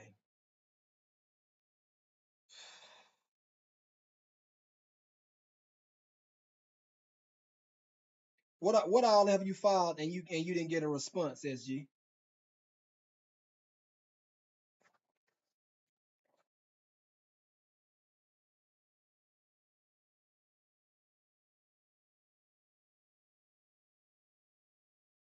Thank you, free game. I got your cash app. I really appreciate it, man. Thank you.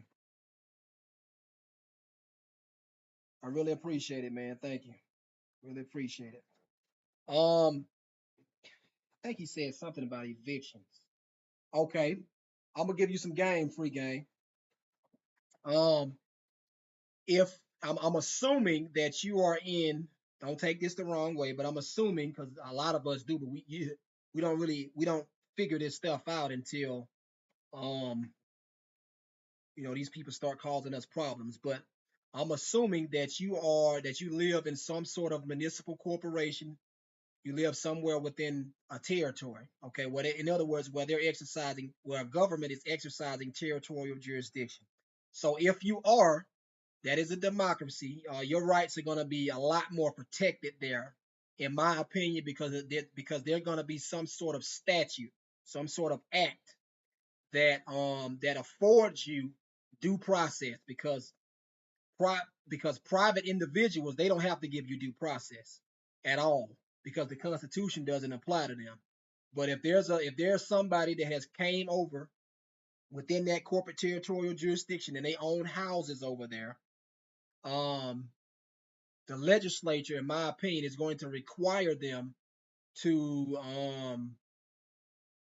to do to afford you some due process, like some type of notice or something like that, um, prior to you getting evicted. So you need to check that out. Check out all your eviction law. Read not laws, but read all the statutes over there, because your rights are going to be uh, in the statutes, not just the statutes either, but read cases too, because that's where your rights are going to be. They're going to be within these statutes and the cases. If you don't see your right in a statute, then it's probably in a case, because what they do a lot of times is when they get cases, they codify principles. In other words, they bring them from common law jurisdiction and they codify them and they bring them over into their jurisdiction. So they adopt common law rules, if that makes sense. Motion for summary judgment as well. Um,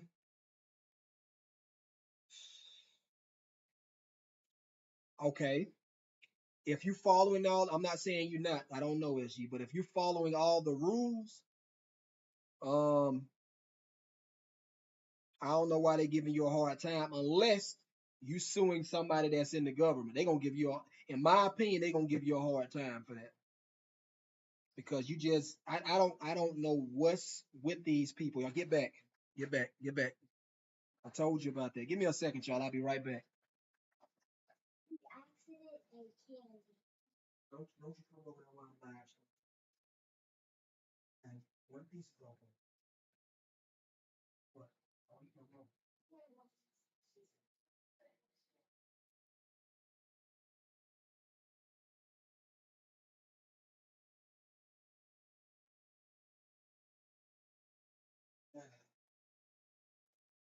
All right, sorry about that, y'all. I'm trying to live stream and I'm on duty. I got people over here. Let me see, child support agency. Okay, that's controversial. In my opinion, that's controversial. SG. You look, in my opinion, no attorney is going to argue a case that is against the status quo. You can forget about that. They're not gonna do that. If your arguments, I don't care if your arguments have merit, you can be 100% right. If it goes against the status quo, they are not going to adjudicate that on the public record. I don't know what's wrong. I don't know why they do that. All right, but I'm guessing they don't want people to know what's going on. I think I have to give a list of exhibits for judge and never did for summary judgment. Oh yeah, you got to do that for summary judgment. Yes, you do. You have to. That's why I've never done a motion for summary judgment, but I know how long it is, and even though I never done one, I hate it. But yeah, when you so summary judgment, you do summary judgment after discovery has ended. So what you're doing is you're saying, Your Honor, we don't need a jury. I have all the evidence, and I think that this evidence will be material. Let me rephrase. I think this evidence is material in deciding this case. So I don't need a jury. So what I'm going to do is I'm going to file a motion for summary judgment because there's no genuine issue of material facts and disputes. And I am entitled to this judgment as a matter of law based on these facts and based on this case law. And when you do that, you have to say on such and such date, this happened. Then what you do is you cite the exhibit in support of why you're saying what you said. You have to be very detailed in motion for summary judgment. Even though I've seen some attorneys' paperwork, um, I mean, they're not as detailed, but they're detailed. Some of their work is sloppy. Some of it looks good, but some of it's sloppy. Thank you to everybody that's joining. I really appreciate that. I really do. Thank you. If you're watching, please go ahead and sign up for jury members. It's 99 cents. I at least know I know I'm worth $1, y'all. Come on now. Let's see. Child support agency. Never did for summary judgment. Yeah, you got to do that, SG, because what? Okay, the problem is, SG, what facts are you giving the judge to look at and verify in support of your motion for summary judgment? They're not going to do your work for you. You have to give them. You have to make your arguments, cite your cases, and cite the facts in support of your cases, and cite the evidence in support of your cases and facts. That's what you have to do. You have to tell them where they go. Let me see. I could tell at one point the judge said we may have some new case law on our hands to the child support attorney in the last hearing.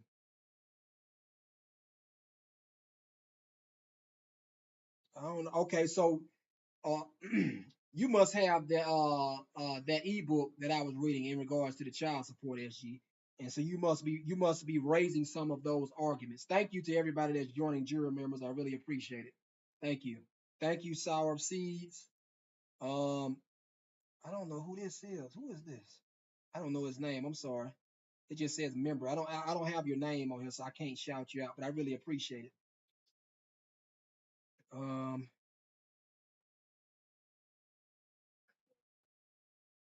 let's see.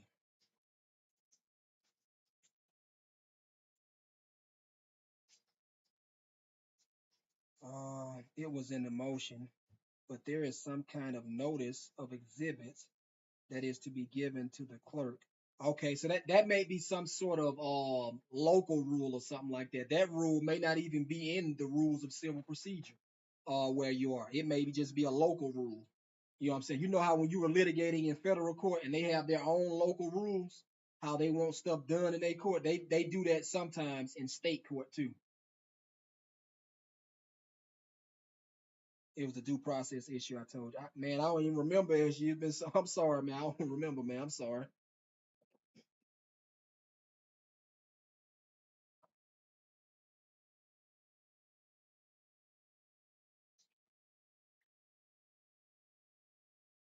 I wanna I think I'm gonna go on my YouTube channel and I'm gonna read y'all some of these comments. Let me see.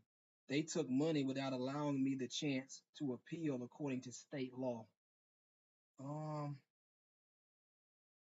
Oh, I think this was a. You said this was a due process issue, so I'm assuming that they never served you service. In other words, they never perfected service of process against you, and since they never did that, they never obtain in personam jurisdiction over you. And when they do that, they issue an order in a manner that's inconsistent with due process. And as a matter of law, that order is patently void when they do that. I think that's what you're talking about. Oh, okay. Appreciate that, Albert. I really appreciate that, man. I really do. I really, really do. Um, let's see. They took money without allowing me the chance to appeal according to state law. You might have to take them.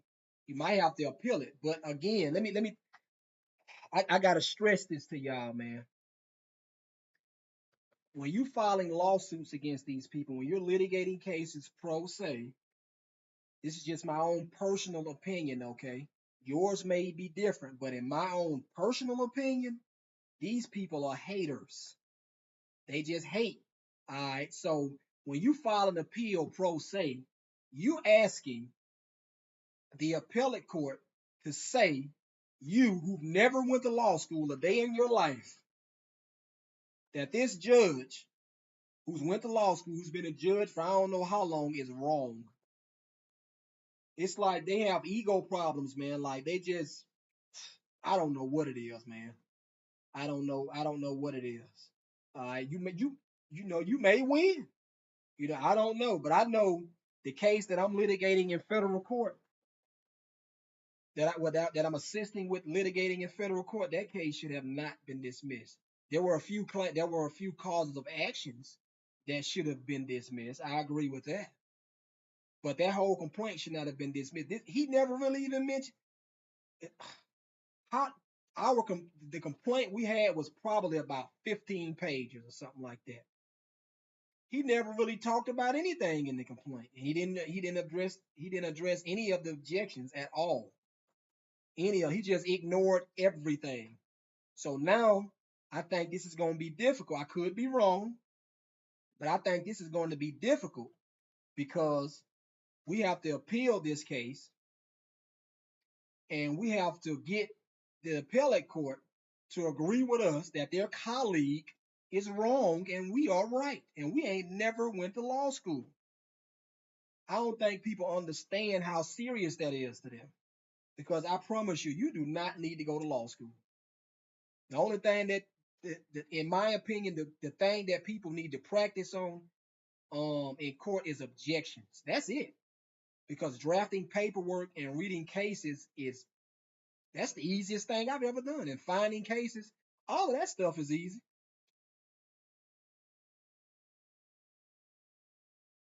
Let me see. They skipped steps and said I waived the right to notice when I didn't waive the right to the notice that explained the rights to appeal for mistakes of fact. I could be wrong, but the attorney seemed to be turning her nose up at me. I got a child support case by way of paternity acknowledgement. Where is a good place to begin this process of getting out of this? How old is it, Albert? And did you send me an email requesting any of the child support books, the material stuff like that? Did you send me an email requesting that?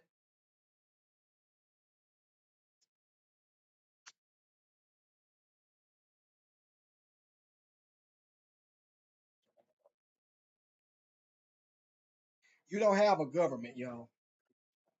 You do not have a government.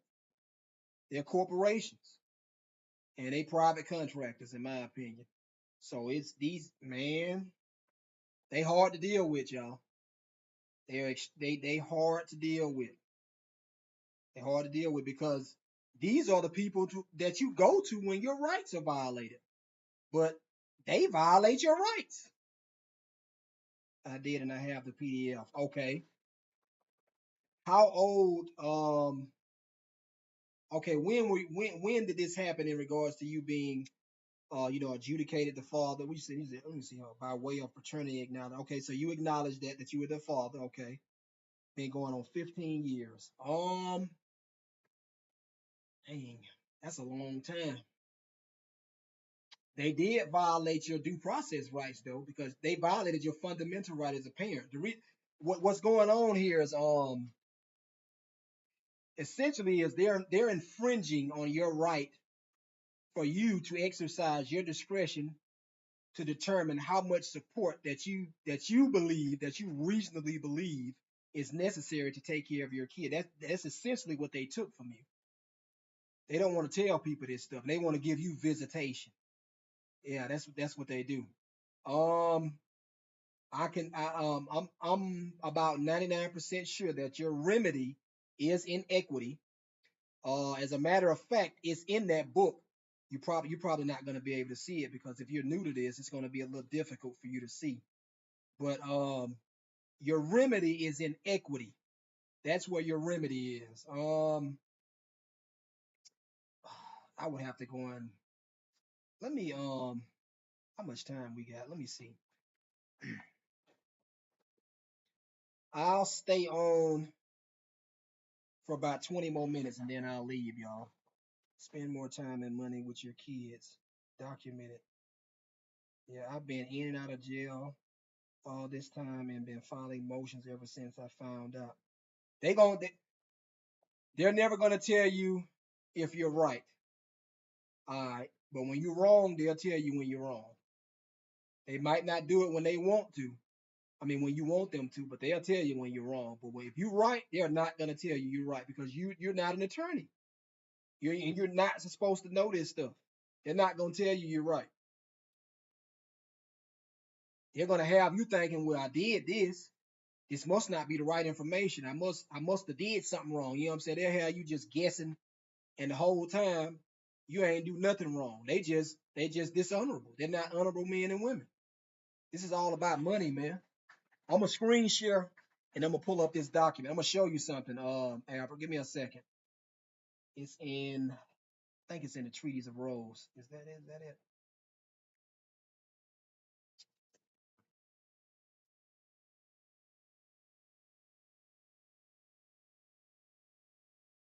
Let's go here. Okay. All right. I'm about to screen share right now. Give me a second.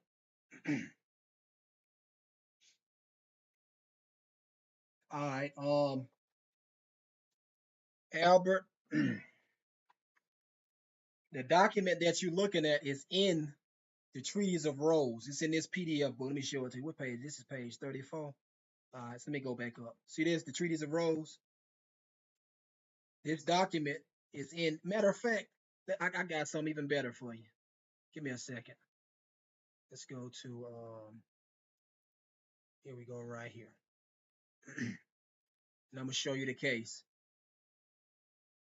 This guy right here, this man knows what he's doing. He's challenging child support for a lot of people because he said they are unlawfully enforcing child support against people, and they are. based on what I've read. What is this? Honor versus Kemp, Honor versus Georgia. I think it's this one. So let me read y'all something. Georgia father challenges the constitutionality of Georgia's custody laws. Whatever deprives the parent of the right to the custody and services of the child without fault on his part relieves him from the duty to support the child. 1927, Georgia. How a Georgia man case may change this nation's conversation on how we discuss child support and custody laws for all parents. So, okay, this is his complaint right here. All of this stuff is free. This is his website right here. All of this stuff is free. All right. A motion for declaratory judgment. State of Georgia's answer. Motion to deem request for admissions admitted because they don't want to answer. Listen, man, I gotta say this because I'm glad this is here. When your complaint is good, all right, they gonna drag their feet. You might not never get an answer from them, or if you do get an answer from them, it's not gonna make any sense. That's what they call a shotgun pleading. It's gonna be all over the place. You know how when somebody shoots a shotgun and the shells go everywhere, they're gonna violate the pleading rules. They're going to confuse you. That's what they did in my case. But let's go to. I want to go to the complaint. Motion for declaratory judgment. Where is this? Where is this complaint at? The court filings and there might be. Let me see. I think this is the complaint right here. This is a 50-page complaint. Let me see if I can pull this up.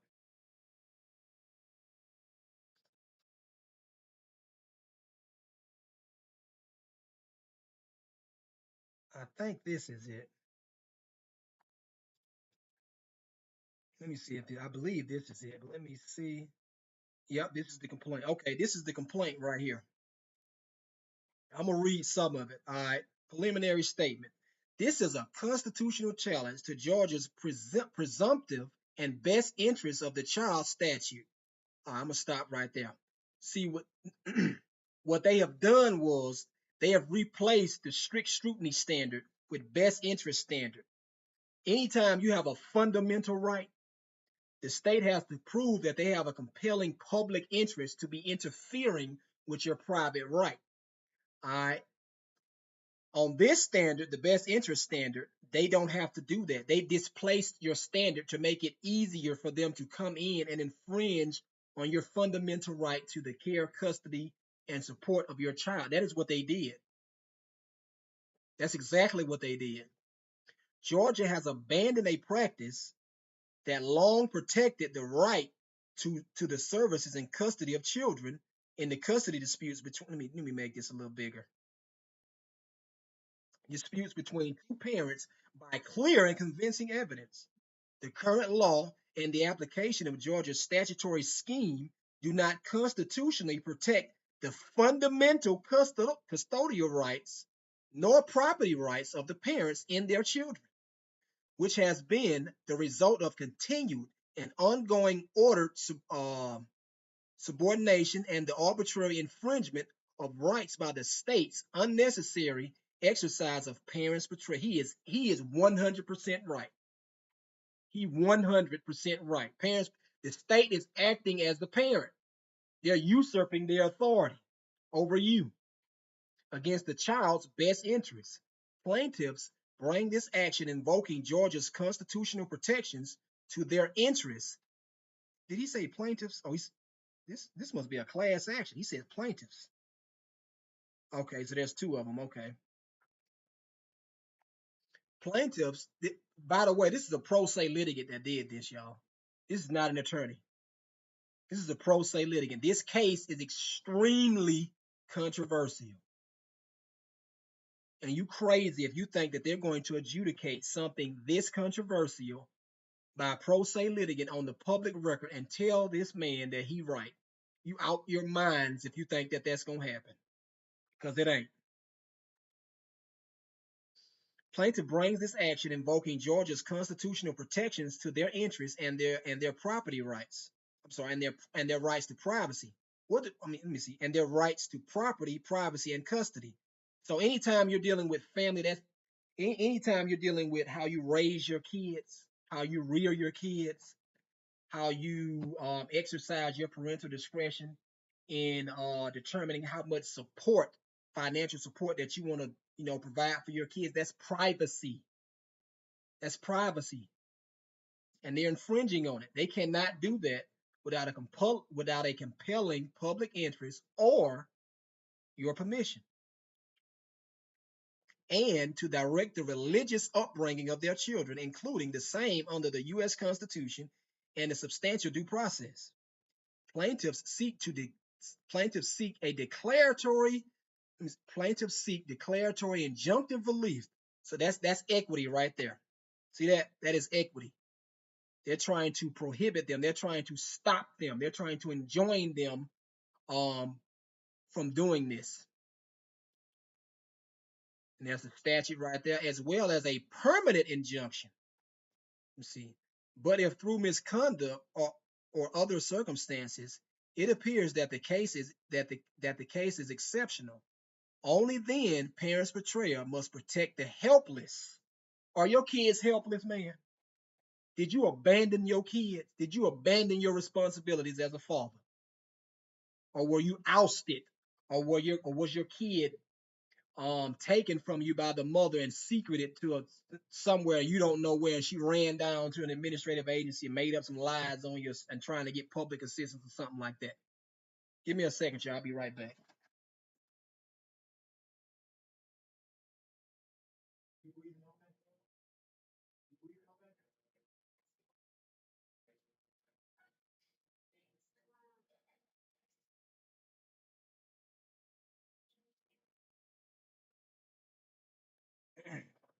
This was the case. This was said in a case involving a controversy over the custody of a child between its parents. 1940. Look at that. That's a Georgia Supreme Court case. This is our fault, y'all. This is our fault. It's your fault you don't know your rights. And you need to accept accountability of that and grow and learn from it. I was the same way. Let me go back to the live and see what's going on. Um,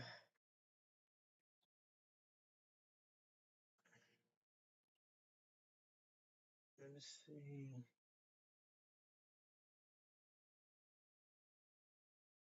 Based on minimum contacts.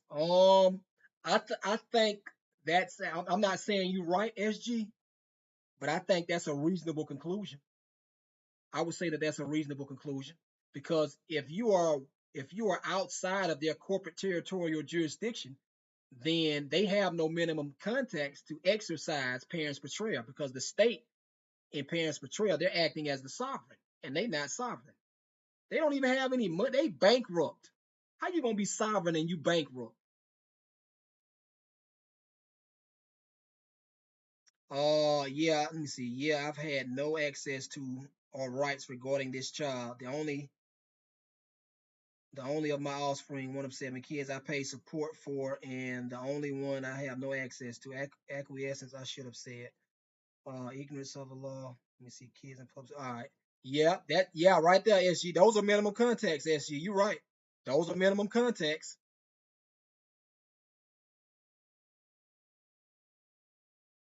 Um, where's that document at? Did I delete it? Oh, it's right here. It's right here in my face, y'all.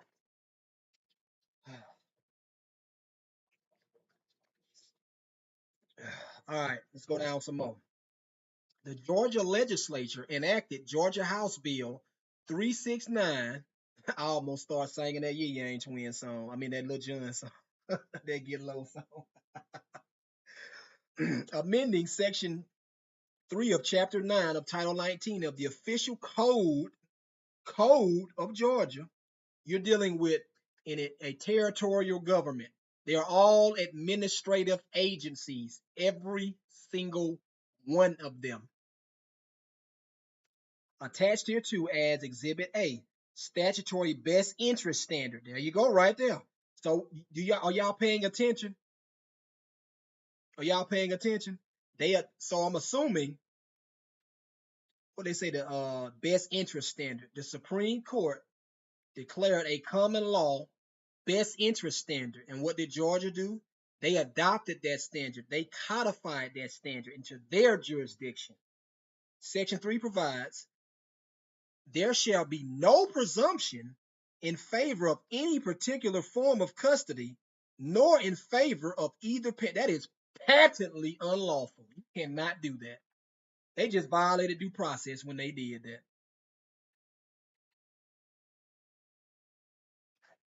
It further provides that the judge hearing the issue of custody shall make a determination. You already have custody.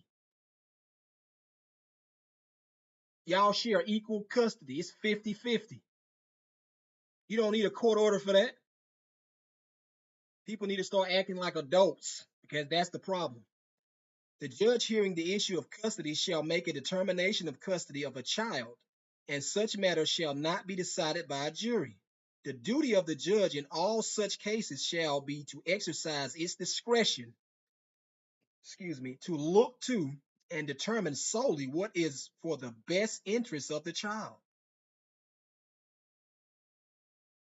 Also provide, let me see, what is it? Also provides the best interest of the child shall apply in legitimation disputes. Plaintiffs challenge Georgia House Bill 369, amending section 3 of blah, blah, blah. I'm not going to read all that. And blah, blah, blah. Facially, this is he's challenging it. He's looking at it and just saying, he's looking at this statute and says, yep, this is patently unlawful. Just by reading it, it's unlawful. And as applied, he's saying they also are applying the statute in an unconstitutional manner, contending the current law violates the substantial due process rights of parents by lacking a favorable presumption. He's absolutely right, and the appropriate burden of proof, clear and convincing evidence, which results in an unnecessary and arbitrary exercise of parents' betrayal. He's absolutely right. Y'all need to go and read. This is my first time reading this. I've been knew about this case, but this is my first time reading this. He's right. In custody disputes between parents infringing on the rights and interests of Georgians absent the least restrictive means.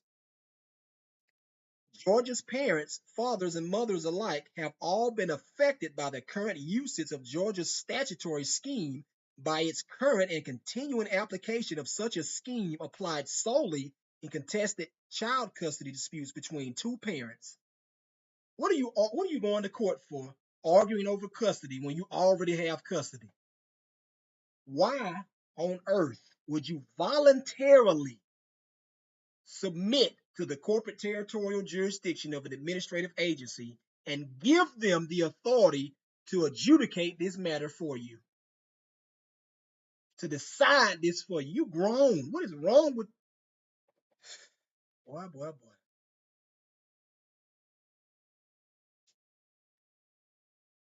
Boy, boy, boy. Whew.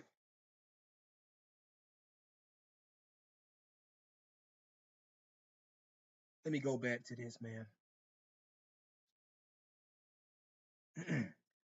With respect to fathers, however, a recent study done by the Custody Exchange, a parenting plan software for separated parents, found that Georgia fathers get less than 24% of parenting time with their child.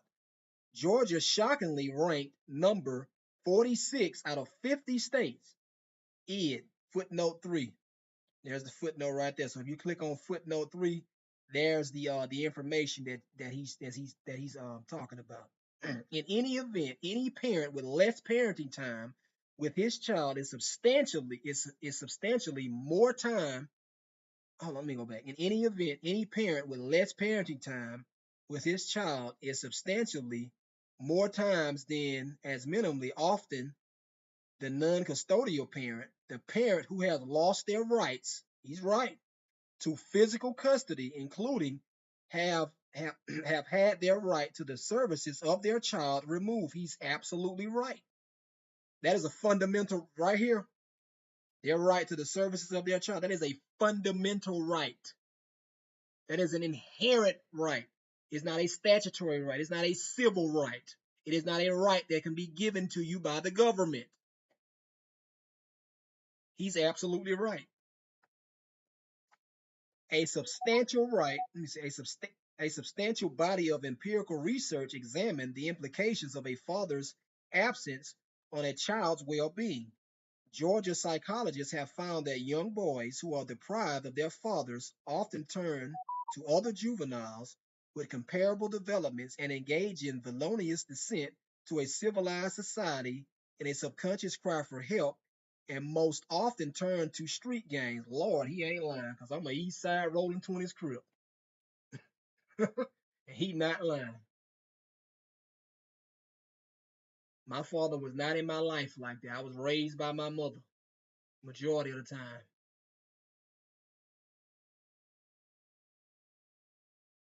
He ain't lying. Additional studies have shown that greater exposure to, to father absence was strongly associated with in elevated risk for early sexual activity and adolescent pregnancy. With respect to both parents, mental health professions have has stated that Georgia's statutory scheme as it stands pits both mother and fathers against each other, which results in a immeasurable amount of harm done to the family unit that non-custodial parents and children are forced to disconnect with one another for their own emotional well-being. Good God. I can't read all this tonight, y'all. But y'all need to go and read this. This man know what he talking about, man. I haven't even got to the facts of the complaint yet. He know what he talking about. Y'all need to go and read this. I got to I gotta get off here, man. I'm tired, y'all. I gotta get off here. Before I go, I'm gonna say it once again.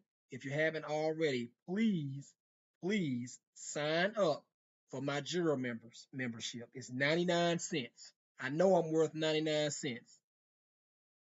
I should have at least 2,000 people sign up for that. I mean, I got almost 2,000 subscribers now. I should have at least 2,000. It's a dollar, y'all. Come on now. I made it a dollar on purpose because I know some of us just ain't got it. Anyway, I mean, even though it's long, I think I'm gonna read this until I finish it every time I go live. That's only if y'all want me to. I'll read it and go over it if y'all want me to. But y'all need to read that, man. I got to get out of here, man. I've been on here almost 3 hours. I got a headache and I'm tired of talking. All right, y'all. That'll be it for tonight. Everybody enjoy your evening. I'm going to get on up out of here. Supreme Litigant is out. Peace. Um, let's see.